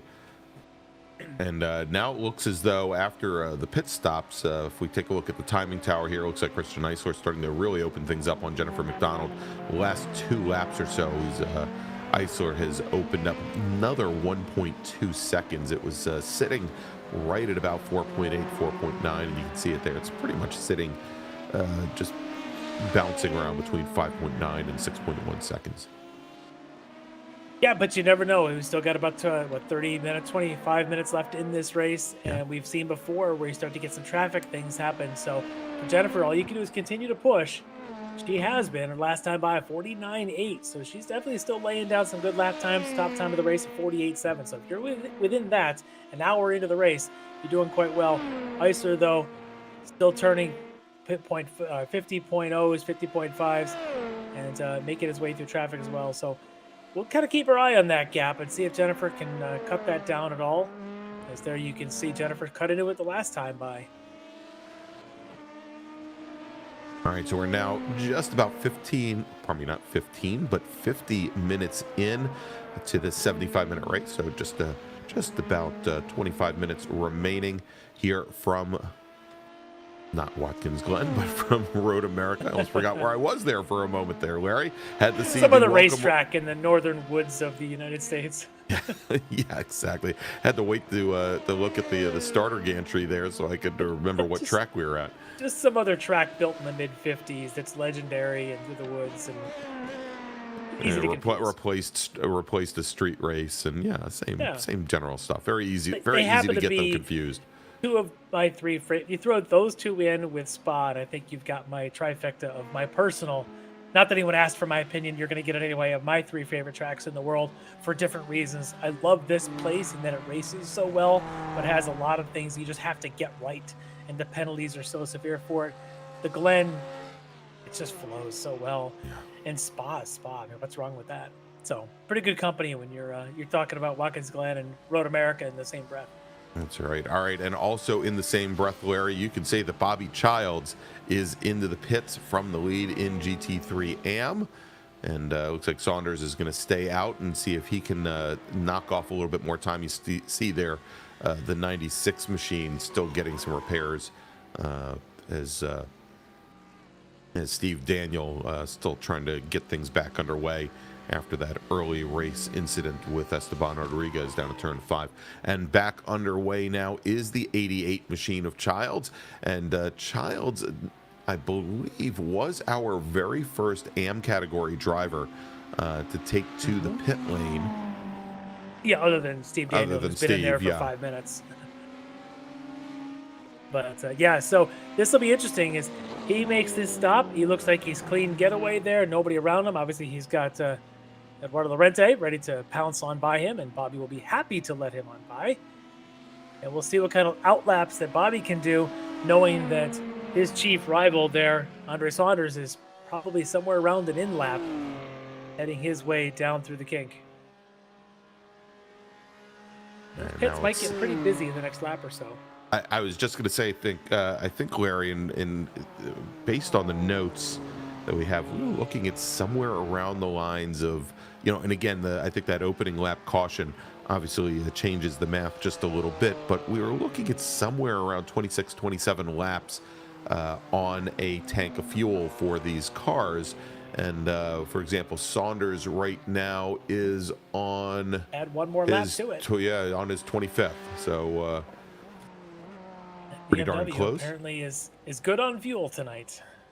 Yeah, very, very good. There you go. As the William Laster pits in from the lead in GT3 Pro, just ahead of him is the number 12 machine of Jake Gortson. It doesn't look like Gortson took much fuel at all. He was in and out almost immediately. It's his second stop. Yeah, he was driving down that lane a lot longer than he was stopped in it. About 6 seconds for his stop. So we'll kind of keep our eye on the rest of that field up there. So we're kind of still got to look for Eisler and Jennifer. It looks like Jennifer McDonald also yet to take her second stop. Now 7 seconds between those two leaders. There's a good shot of Christian Eisler, championship leader and race leader. Just putting down good laps tonight. Didn't seem to bother him that he was trailing for the first number of laps behind Jennifer, and he was able to get that lead back and hasn't seemed to put anything wrong since. And that last time, both Eisler and McDonald putting in 148.77s. So McDonald running on the same pace as she 49 fours for the last lap. Oh, yeah, well, there you go. Well, now that they both crossed the stripe, I was talking about the previous lap. But you can still see almost exactly the same there as you mentioned, the 49.4 for both drivers. I think only about 0.04 of a second separating them there. And we'll see here, Laster back underway. Yep, and Laster, had plenty of margin to come in. Obviously, with a pretty good sized lead there, so he was able to get in. Travis Schwenke, now a lap later, going to come on in. Which Hitting means in Andre from Saunders second. in a similar car might be coming in, and yes, the BMW. And there you go. I was wondering about these BMWs, how similar on fuel they would be, and appears very much so. Is that a little wrinkle on the hood on the right side? I was gonna say we had a shot of that earlier, Larry. The right side fender, not just a wrinkle, a lot of scraping there as well. I'm not sure where he picked that up. Remember when we saw him go off, he went off on the outside of turn 7, off driver's left. Yeah, I don't know if he maybe got into somebody earlier and just we didn't catch it. Perhaps we'll have an opportunity here in about 20 minutes or so to find out from. Of course, Larry. I mean, I think we've discussed this during the season already. Is how much damage actually makes the front end of that BMW look better. Well, let's see where that BMW comes out to a very crucially placed Ferrari. And David Bowman in the Andre pits Saunders now is as well. Struggling in the pits, I gotta say. Yeah, we expected once again, him he's to be still in for there. 20. It's a very, very long pit stop for him, Larry. Oh, this is a bad sign. This is what we saw. We were just talking about this earlier in the year, where sometimes the VR headset makes it tough to do stops. He's still there at almost 50 seconds. So yeah, and so he has now been leapfrogged as we now have David Bowman has made it out, and you can see here Jeff Jacobs is coming out as well, and we see Arthur Chan coming in for another pit stop, and now Andre Saunders is back underway. But that is heartbreaking there, Larry, as again he had worked his way up, was just before the pit cycle there, just a couple of car lengths back from Bobby Childs, and now he's going to have to try in a very, very short period of time, only 20 minutes, to make his way back up. Oh, we're being told there may have been a hold for a speeding in the pits penalty that he had to serve, which would explain the long pit stop. It was about 40 seconds longer than what we expected. It was about a minute long. We thought it'd be 20 seconds. So, boy, that's a rough penalty to have to serve, but that's the way the rules are. And now he's going to look to try and salvage whatever he can. He's not only in the back of his field, he's behind a lot of drivers. Yes. Between he and Bobby. 33 seconds, but there's 5 drivers there with Bobby's got an intermix. He's got Esteban Rodriguez from the Pro class, David Payton, and then he's got David Bowman, and of course Jeff Jacobs from his own M class in there. So got a lot of work to do. At least 6 seconds where he makes up a position and catches Jacobs with only 18 left. This is going to be It's interesting flash to the finish. Yeah, it's going to definitely be a tough battle, tough run to the finish for him. And I was holding my tongue, Larry, as he was coming up the pit lane, because it looked like, I mean, he was standing on the binders right by the cones there as the speed zone basically starts, and I thought perhaps he was a little late on getting the car woed down, but yeah, that's so some tracks they give you like the little the cattle chute walls. You kind of have to to funnel down them before you No, actually and get here, to where those cones. Here, it's just uphill and fast. yeah.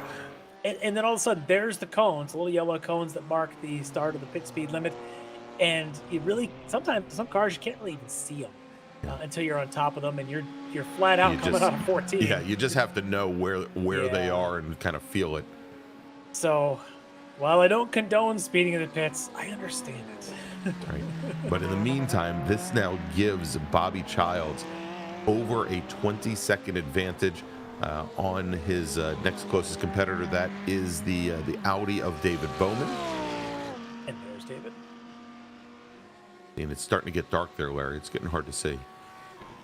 That's why you got every headlights on. Actually, the car pretty much blends in with the curbing drivers going into turn 5. I'm thinking it would blend in better at Laguna Seca. Just, yes. Given the color of the terrain. I would say either Laguna Seca or maybe Sonoma. Yes. Yes. That's a good California car. But no, a good solid race here for David Bum. We have not talked about him very much, other than the wonderful livery that he runs. But we have not talked about his driving performance much, and we really should be, because he's got about 10 seconds advantage on Jeff Jacobs, who Jeff has been the championship leader, but David Bowman here showing, sometimes a good solid performance and consistency will get you in the position you need to be in the end. Right now, he's solid position for a podium finish here in the finale. I think it's a good showing for the only Audi driver remaining in the field. Yeah, and Bowman sitting back in, I believe, 5th in the championship right now, but has a win. And we've had a number of folks on the top step of the podium this season in GT3 AM. Of course, Jeff Jacobs has his 2 wins.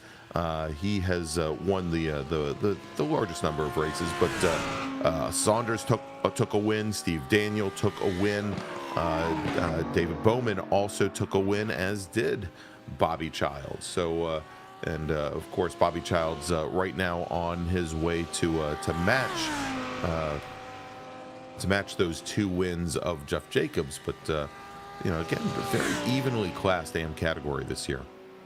Yeah, it's great to see that kind of parity, that it really is almost like whoever can show up and have their night can potentially walk away with that victory. Very, very neat to see around here, but you've got to be consistent. You've got to do it week in, week out, and so far, that has been what Jeff Jacobs has been able to do, whereas, some of the wins have been taken up by guys like Saunders and Bobby Childs, and Jeff has, I think, just that one lone win, but he's been consistent. He's been maybe 2 wins, but he's been very consistent up there in the top 3, and that's got him in the position he's in, but we'll see how the math works out with Bobby and Andre here before this night's over. And should point out, as we're watching Esteban Rodriguez right now, currently sitting 8th overall, has made up 11 positions. He is in the points right now, where he's on the podium at the moment, currently running in 3rd, as of course we saw, I think, David Payton have some issues a little bit earlier. So Payton in the 64 machine currently sitting just off the podium in 4th. And Esteban's pace has been pretty good. We talked about how much damage that car may have underwent. You could see some of the wavy body work on the front of his car after the incident that he had back there with Steve Daniel. But what he's been able to do for this drive from the back of the pack is pretty remarkable, considering he also had that incident, and he's been able to continue his recovery. He's out there running 202s. Yeah. Even clipped a 201 at some point for his quickest lap of the race so far. That's pretty impressive. But it's one of those where sometimes a qualifying mistake leads to starting at the back of the pack, and then you end up in that risk, right? Not only you have to have the pace, you got to get by people, which this track allows for good passing, but you run into the risk that you're going to get tangled. And tonight, we saw he that. did early, yeah.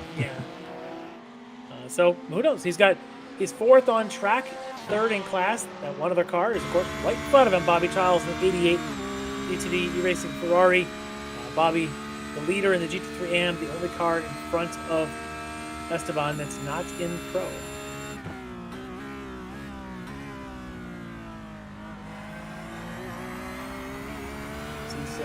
Even at this point, Esteban using every inch of pavement and then some. I've seen him catch little tufts of grass, using it all, trying to lay down whatever laps as flyers as he can with him, cutting it there, running wide here. He's using everything. And he's showing the nose to the 88 machine. And you know, Larry, as we were talking earlier about as we were focusing on William Laster and how smooth he is and how he hits all of his points, you know, obviously Esteban Rodriguez, having run more or less the exact same pace as Laster for the last number of races and had the measure of Laster for, you know, last number of races. I mean, this is something that you would expect here as he pokes down to the inside of the 88 machine, making their way down the kettle bottoms into Canada corner. And so now move Esteban Rodriguez up to third in GT. He was already third in GT3 Pro, but he's now made his way around our AM category leader. Yeah, Bobby's probably saying, you go right ahead and on That's and right. do that. I'll keep my 23-second lead I've got over David Bowman just happily padded as he needs it to be to get through the next 12 minutes or so. No need to fight for a pretty much meaningless position for Bobby. Not a reason in the world. But you can look at even coming down the straights. Look at the Porsche of Rodriguez. Just has his tires right up over the white line. He is really pushing hard right now. Maybe just thinking in case Travis has a bit of a mistake, he could be there to capitalize. But Esteban really pushing. Wants to make sure that no one can catch him in the championship. And if that means he's got to make up one position at a time and just, you know, push like qualifying laps for an hour and 15, that looks like what he's going to have to do.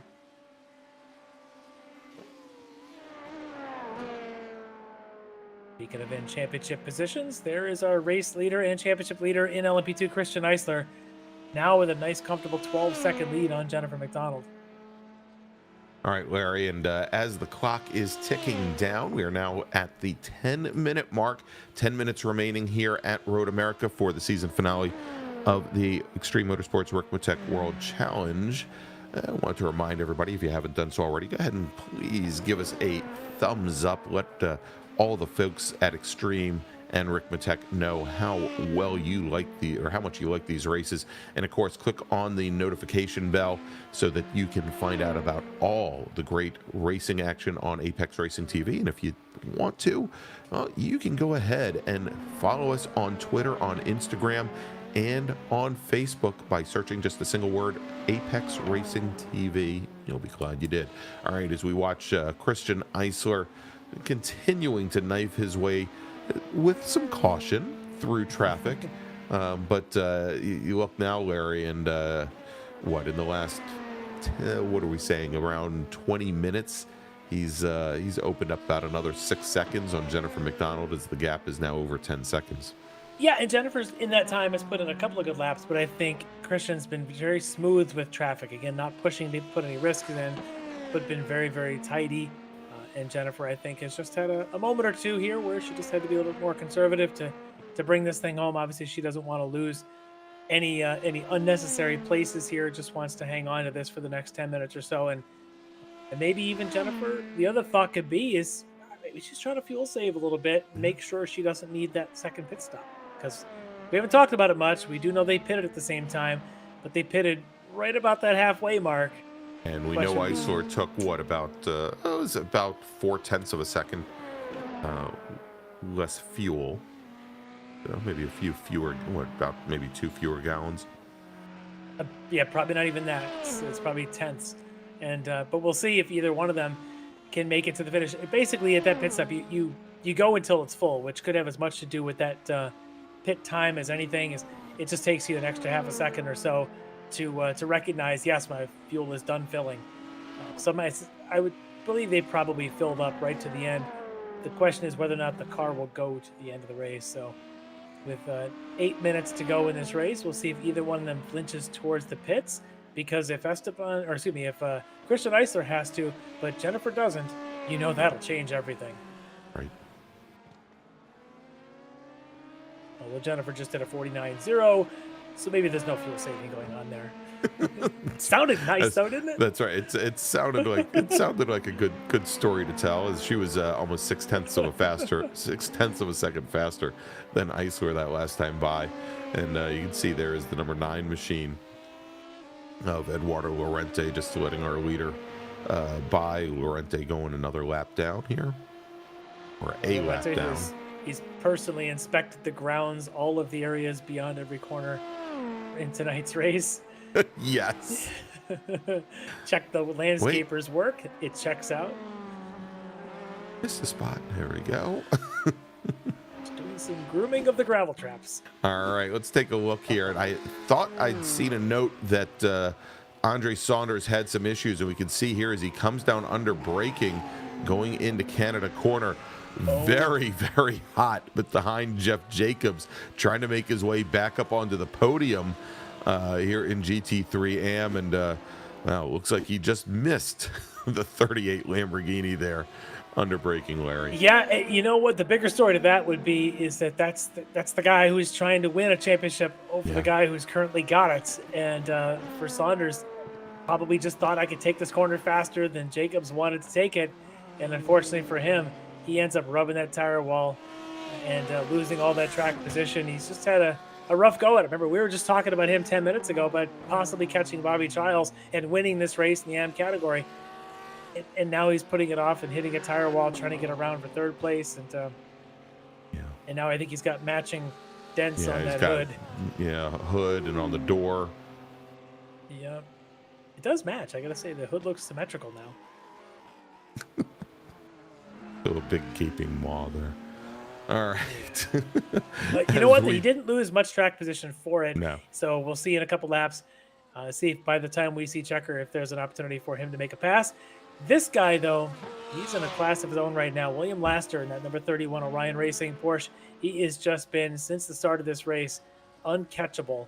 And with about 5 minutes or 5.5 minutes to go in this race, maybe 3 laps, he's looking to just cruise this thing home. He's going to let this LMP2 driver just cruise on by whenever he wants. As that's Gortson. You can have that spot, Jake. That's right. Although, again, I think he's going to look twice every time he sees Christian Eisler come by. And Travis Schwenke. Yeah. Oh, look at that as Schwenke goes off, hits the wall coming out of turn 1. Let's take a look and see what precipitated this, Larry. As he gets under braking going in the 1, does he drop a wheel at the apex? Gets all over the curbing. The exit. Yep. Slow-mo even into that tire barrier hard. So, we were talking about Esteban Rodriguez and how hard he was pushing. Now we know why, as he's 12 seconds back, and I don't think Schwenke's on any sort of pace right now. So, with 5 minutes to go, can Rodriguez catch Schwenke for second place and salvage what's been a rough night of his own? And it had been a pretty quiet race for Travis Schwenke this evening until the 110th minute. And let's see if he can hold off Esteban Rodriguez. We're now down to about 10 seconds. No. David Payton crunching a wall down here. Looks like advanced to 5. Wonder if he did the same thing that we had seen from earlier from Steve Daniel. Or did he miss a shift? I mean, there's a lot of smoke there, Larry. Well, he hit a wall. Early. And he hit another wall. Oh. Yeah. He manages to avoid... I believe it was Lorente and Gortson. Right behind him. But that, I think, is where the 64 machine will end its race, and that is on the pit lane. Look at this again, Larry. Now, Jeff Jacobs. Jeff Jacobs under attack from Andre Saunders. If Andre's going to do it before he gets to Canada this time, perhaps maybe after the kink before Canada, try and get it done. You know the BMW's got power, but that Lamborghini's showing some pretty good legs out here tonight as well.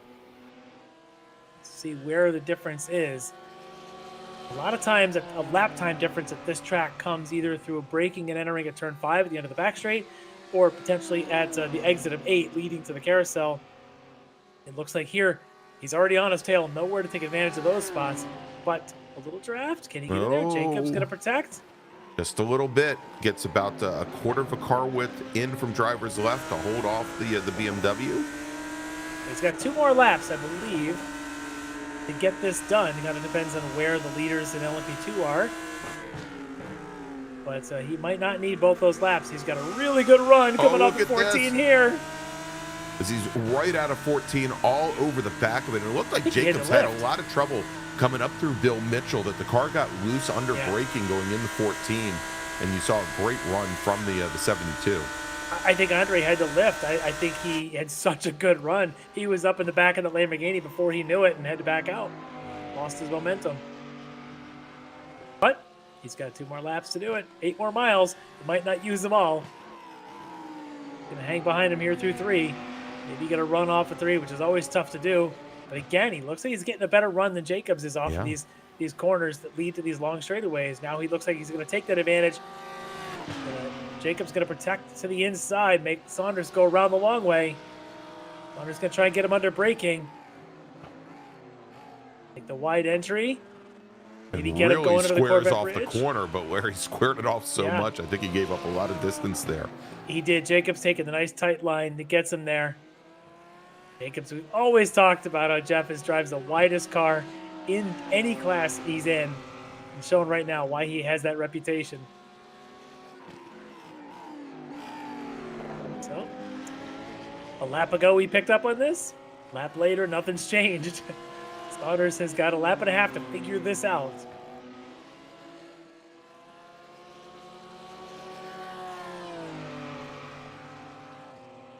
As I believe we should be white flag for Eisler, who just started a lap. He's your race leader. With a minute to go, he should be on his last lap. But this is Saunders now trying to make the move on Jacobs, going into Canada. Can he outbrake him? They make contact. Oh no, Jacobs takes the worst of it. He's into the gravel trap. I just wonder how much room Saunders left for Jacobs there under braking. Well, it looked like it, well, we'll have to see the replay there, Larry, if we can get to it. But it looked like Jacobs got a little Here's loose. that replay. Let's take a look here. You can see Saunders, big distance drivers, right? But Saunders did start making his way back over to drivers left when there was contact between those 2 drivers. It looked like both of them tried to take a little bit of that. So I can tell you, as the passing car, your expectations are that once you're that far on the inside, that the outside car is probably going to, under braking, move left. Jacobs did not. He may have moved in just a little bit. Saunders moved out a little bit. They made contact. Tough call for the stewards on this one. Don't be surprised if, like the opening lap incident, they end up just saying this is inconclusive and letting it go. As Christian Eisler, now for his final time down through the Kettle Basin here, is now making his way around Canada Corner. Lock in one more victory in his plethora of victories here this season. Right, if he takes the win here and only one more corner to go, this would be 5 out of 7 races that Christian Eisler has taken the win. He comes through turn 14 for the very last time, up that big steep hill on the Road America straight, and there you see checkered flag in the air. Christian Eisler takes the win and takes the championship in LMP2 here in the Ricmotech World Challenge. Now William Laster on his very last lap, driver of the Orion Racing number 31 Porsche, and he now comes through turn 14 and well, actually, he's not at turn 14. He's got a whole another 3/4 of a lap to go. Enough of a gap between Laster and Schwenke that the Christian Eisler, the race leader, ended up between them, which means that's right. Rodriguez doesn't get that extra lap to catch up to Schwenke. Schwenke. Not. His race is over. done. So there you go. So we can tell you Travis Schwenke is going to come home second tonight in GT3 Pro. Esteban Rodriguez will come home in third, and assuming, well, heck, he could stop right here, actually. But William Laster, if he comes across the stripe, he'll take the win in GT3 Pro. Taking the win in GT3 AM is Bobby Childs, driver of the number 88 Ferrari. David Bowman in his Audi will come home in second. And then it's going to be the question, is it Jacobs or is it Saunders? Well, Jacobs got around him, and they have not crossed the finish stripe yet. There they are. There you go. So Saunders let Jacobs back on by, I think. And there you go. Taking the last step on the podium is going to be Jeff Jacobs, with Andre Saunders finishing in fourth. And if we take a look at LMP2, we saw, of course, our overall winner crossing the stripe, Christian Eisler. Jennifer McDonald will finish second, about 7 seconds back. Jake Gortson will finish third in LMP2. He's got the last step on the podium. Eduardo Lorente will finish in fourth. Good shot of Russ Ruddock, who might be one of the last cars on track to see that checkered flag. He'll finish fifth there in GT3M. And there you go. There is your winner. Last across the finish line, but first in your hearts, taking the win tonight, William Laster in the Orion Racing Porsche, your GT3 Pro winner. Great run for him tonight. Just really showing the pace where it's at. Didn't have his stablemate there with him tonight at the front of the field, but apparently didn't need it. Didn't need him a to bit. take victory tonight. All right, well, Larry, since we've got all of our drivers across the line, let's take a final break. And when we come back, we'll talk to some of our podium finishers and hopefully some of our Season 4 champions as well. You've just witnessed the finale of Season 4, the Extreme Motorsports Ricmotech World Challenge presented by Performa Texas Elite Graphics. We'll be right back.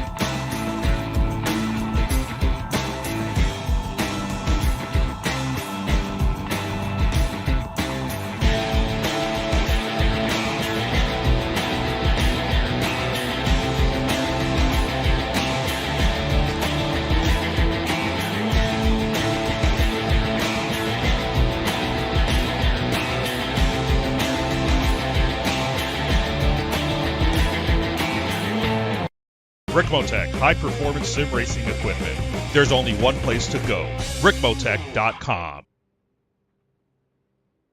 All right, everybody, we are back here at Road America, where we've just seen the season finale of Season 4 of the Extreme Motorsports Ricmotech World Challenge, presented by Performa Texas Elite Graphics. I'm Greg Ginsberg, along with Larry McLeod. And Larry, we've been, during that last little break, we've been watching all of our drivers try to get into, I don't know if it's the P formation or what it is here, but I'll tell you, some of these drivers, they are much more accomplished racers and drivers using the forward gears than the reverse gears, because it looked awfully hairy down there on the grid for a minute. All right, let's take a look and recap the finish here. We'll break it down by class. Your overall winner tonight and taking the win in LMP2, Kristen Eisler from Punto CL Racing. Jennifer McDonald, about 11 seconds back, will finish in second, and in her BTL Motorsports entry, Jake Gortson will finish in third with Eduardo Lorente, and of course Charlie Bono and Arthur Chan had that very early race incident coming out of turn 1 on lap 1. And they finished much further down in the field as we're watching Esteban Rodriguez. A nice little drift action there by the Porsches. He's going to go and don't hit the wall. Taking the win in in GT3 Pro tonight is Esteban Rodriguez's teammate William Laster. Travis Schwenke, also from Orion Racing, will finish second, and Esteban Rodriguez, doing the best third place donuts you could ever hope to see, comes home tonight after starting at the very rear of the pack. Comes home in third, and in GT3 AM, and he slams the wall too. And coming home with the win in GT3 AM from D2D E-Racing, Bobby Childs, David Bowman in the dysfunctional Racing Audi will come home second. Jeff Jacobs in that last lap battle with Andre Saunders comes home with the last step on the podium. The StreetSurvival.org Lamborghini Andre Saunders will finish fourth. Russ Ruddick fifth. All right, so let's take a look here. It looks like everybody's working on the donuts now. Everybody gets to celebrate. That's right. All right, well, tell you what, and I don't know how the heck he does that kind of celebration and sits in the green room waiting, but why don't we do this, Larry? Let's bring in Bobby Childs. See, he just wants to have a nose up on the competition. Let's bring in Bobby Childs, our winner tonight in GT3 AM. Well, give me 1 second and I'll get him in here. There we go. Good to see you back. Some good pace. Apparently we have to drag Bobby into the interview booth over here as he's out there tipping too much fun doing donuts on the front straight at Road America. Bobby Childs, your winner tonight in GT3 AM. Bobby, walk me through a little bit of this tonight. Do I dare say dominant fashion? You know, I'm simply the best. You know, I piss excellence. You know, men want to be me and women want to be with me. That's just all there is to it, living my kind of life. And suddenly I'm having flashbacks to the conversations about his ex-wife, Larry. But anyway. Well, Your Excellency. Women don't want to be with me. You know, I don't appreciate you bringing up that paint. Well, Bobby, no, seriously, though, congratulations. You drove, I would say, as nearly a perfect race as we have seen. That was a good performance, but not without some pressure. We noticed that, as Andre had gotten his way through some of the field there after his bit of an off early on, started putting pressure on, but you looked like you responded. Were you really watching that relative and you knew you had to lay down the laps? You better believe it, man.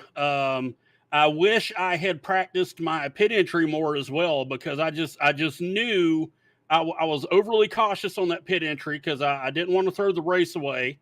And I just knew that he was going to come out of the pits ahead of me.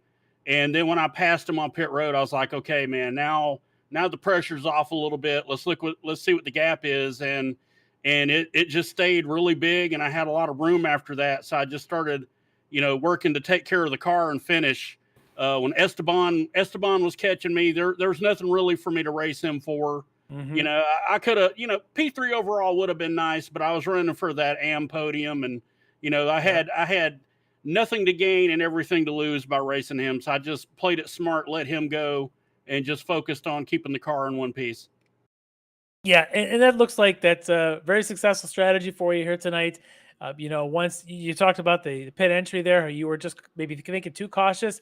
I'm thinking right about now, Andre might be wishing he was a little bit more cautious, as we think he may have had a pit speed penalty during his stop that helped that gap grow for you. But at the end, you fended off all challengers, rise to the occasion, taking victory here at season finale. Who do you want to thank? Who do you want to give props to? Oh man, first and foremost to Chris Marshall at Skull Sim Gear.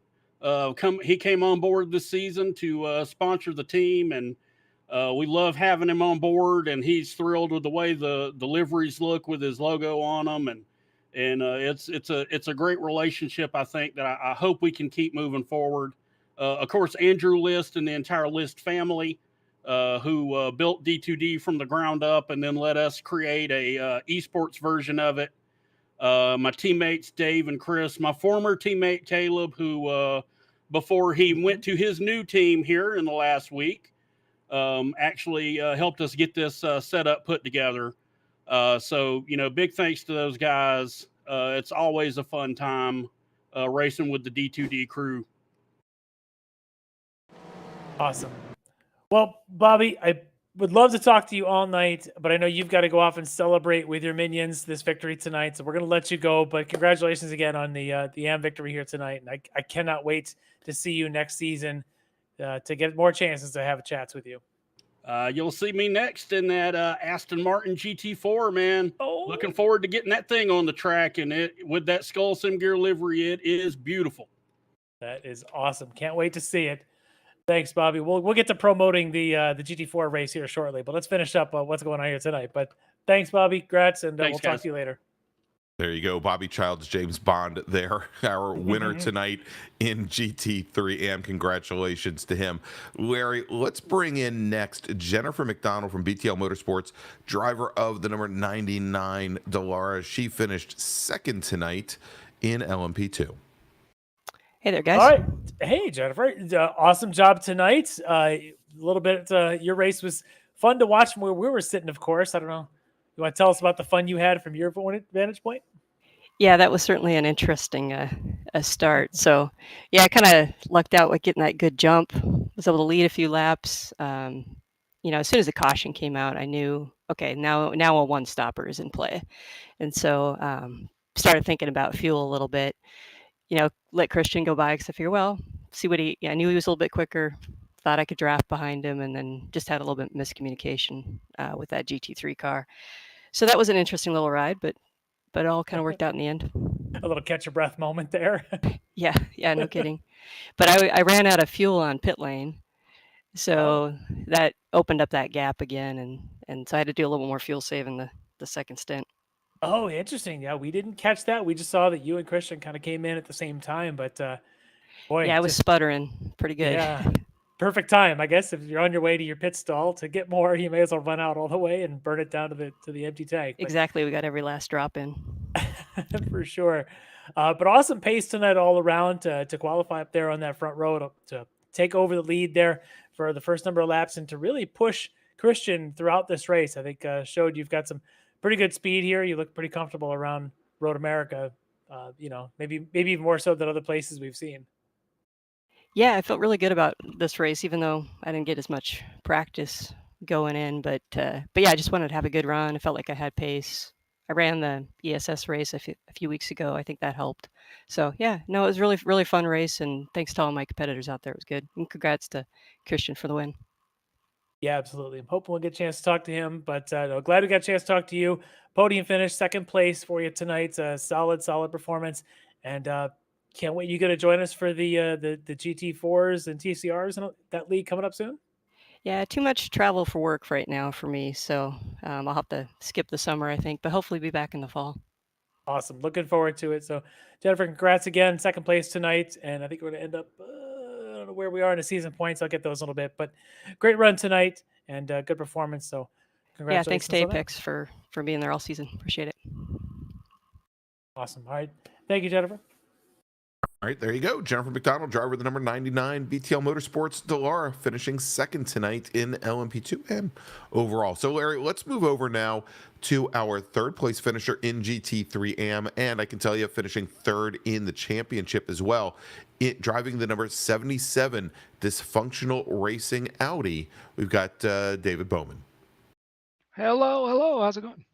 David, congrats on the podium finish tonight. And we're just now seeing the points updated. You are going to snag a podium for the season here in GT3 AM. So, congrats on both of that. Tell me a little bit about how tonight went and what this means to you. It actually means a lot. I coming into the race, I was fifth in the standings, and I knew I needed a good finish. And Road America happens to be a pretty decent track for me. It just fits my driving style.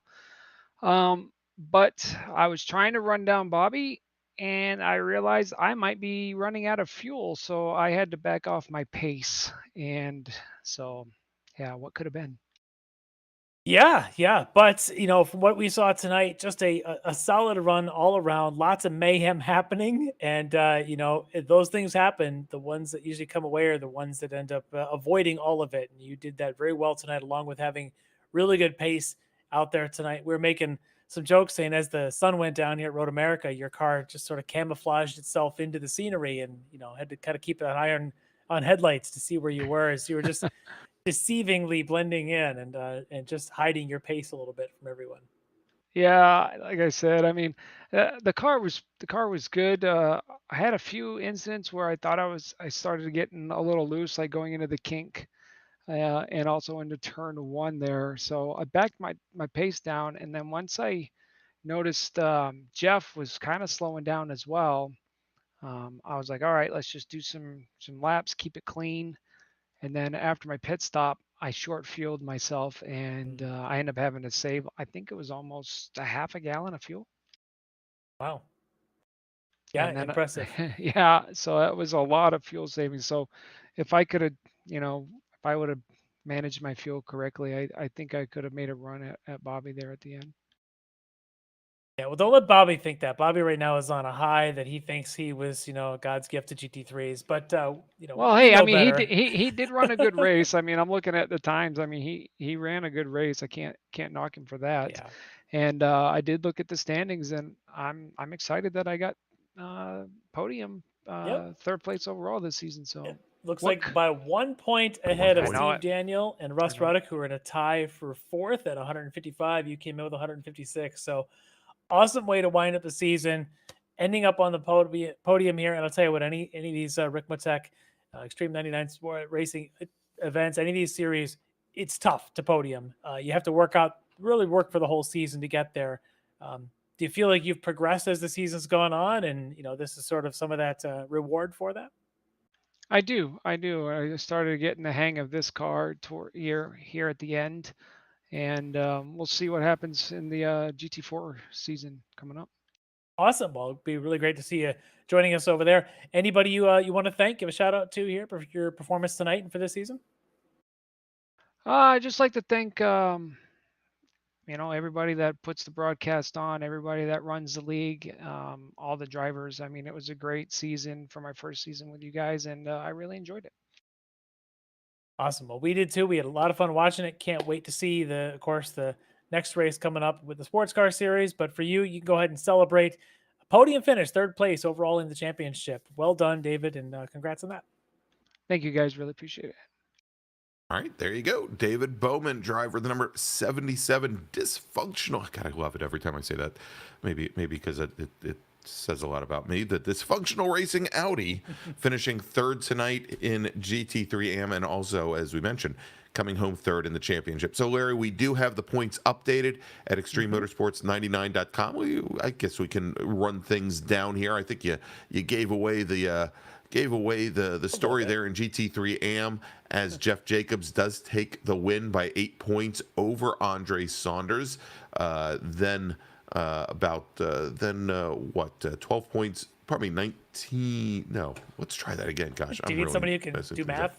Yes, that would help. 11 points back between Saunders and third place Bowman. Bowman, that's right. And then, as you mentioned, just a single point back, tied for fourth, the SKKJ Racing Ferrari of Steve Daniel and Russ Ruddick in his Lamborghini there, and then another 9 points back to John Casey. If we go over and take a look at GT3 Pro, your champion for season number 4 is Esteban Rodriguez, a driver of the number 29 Orion Racing machine with 229 points. Had a 19-point advantage over his teammate and winner tonight here at Road America, William Laster. Travis Schwenke, another 8 points back from there in third with 202 points. So Orion Racing taking home the top 3 prizes here in GT3 Pro. Then we had just off the podium, sitting in fourth, the D2D Racing Ferrari of David Payton, who was another 37 points back from there. And then Tony Kernan, 3 points back from Payton in fifth in his Kernan Motorsports Porsche. And then finally, let's take a look at LMP2, where Christian Eisler is your season 4 champion. Eisler comes home with 247 points. That's a 23-point advantage over the Axon Driving Solutions and Series and Season 3 champion Arthur Chan.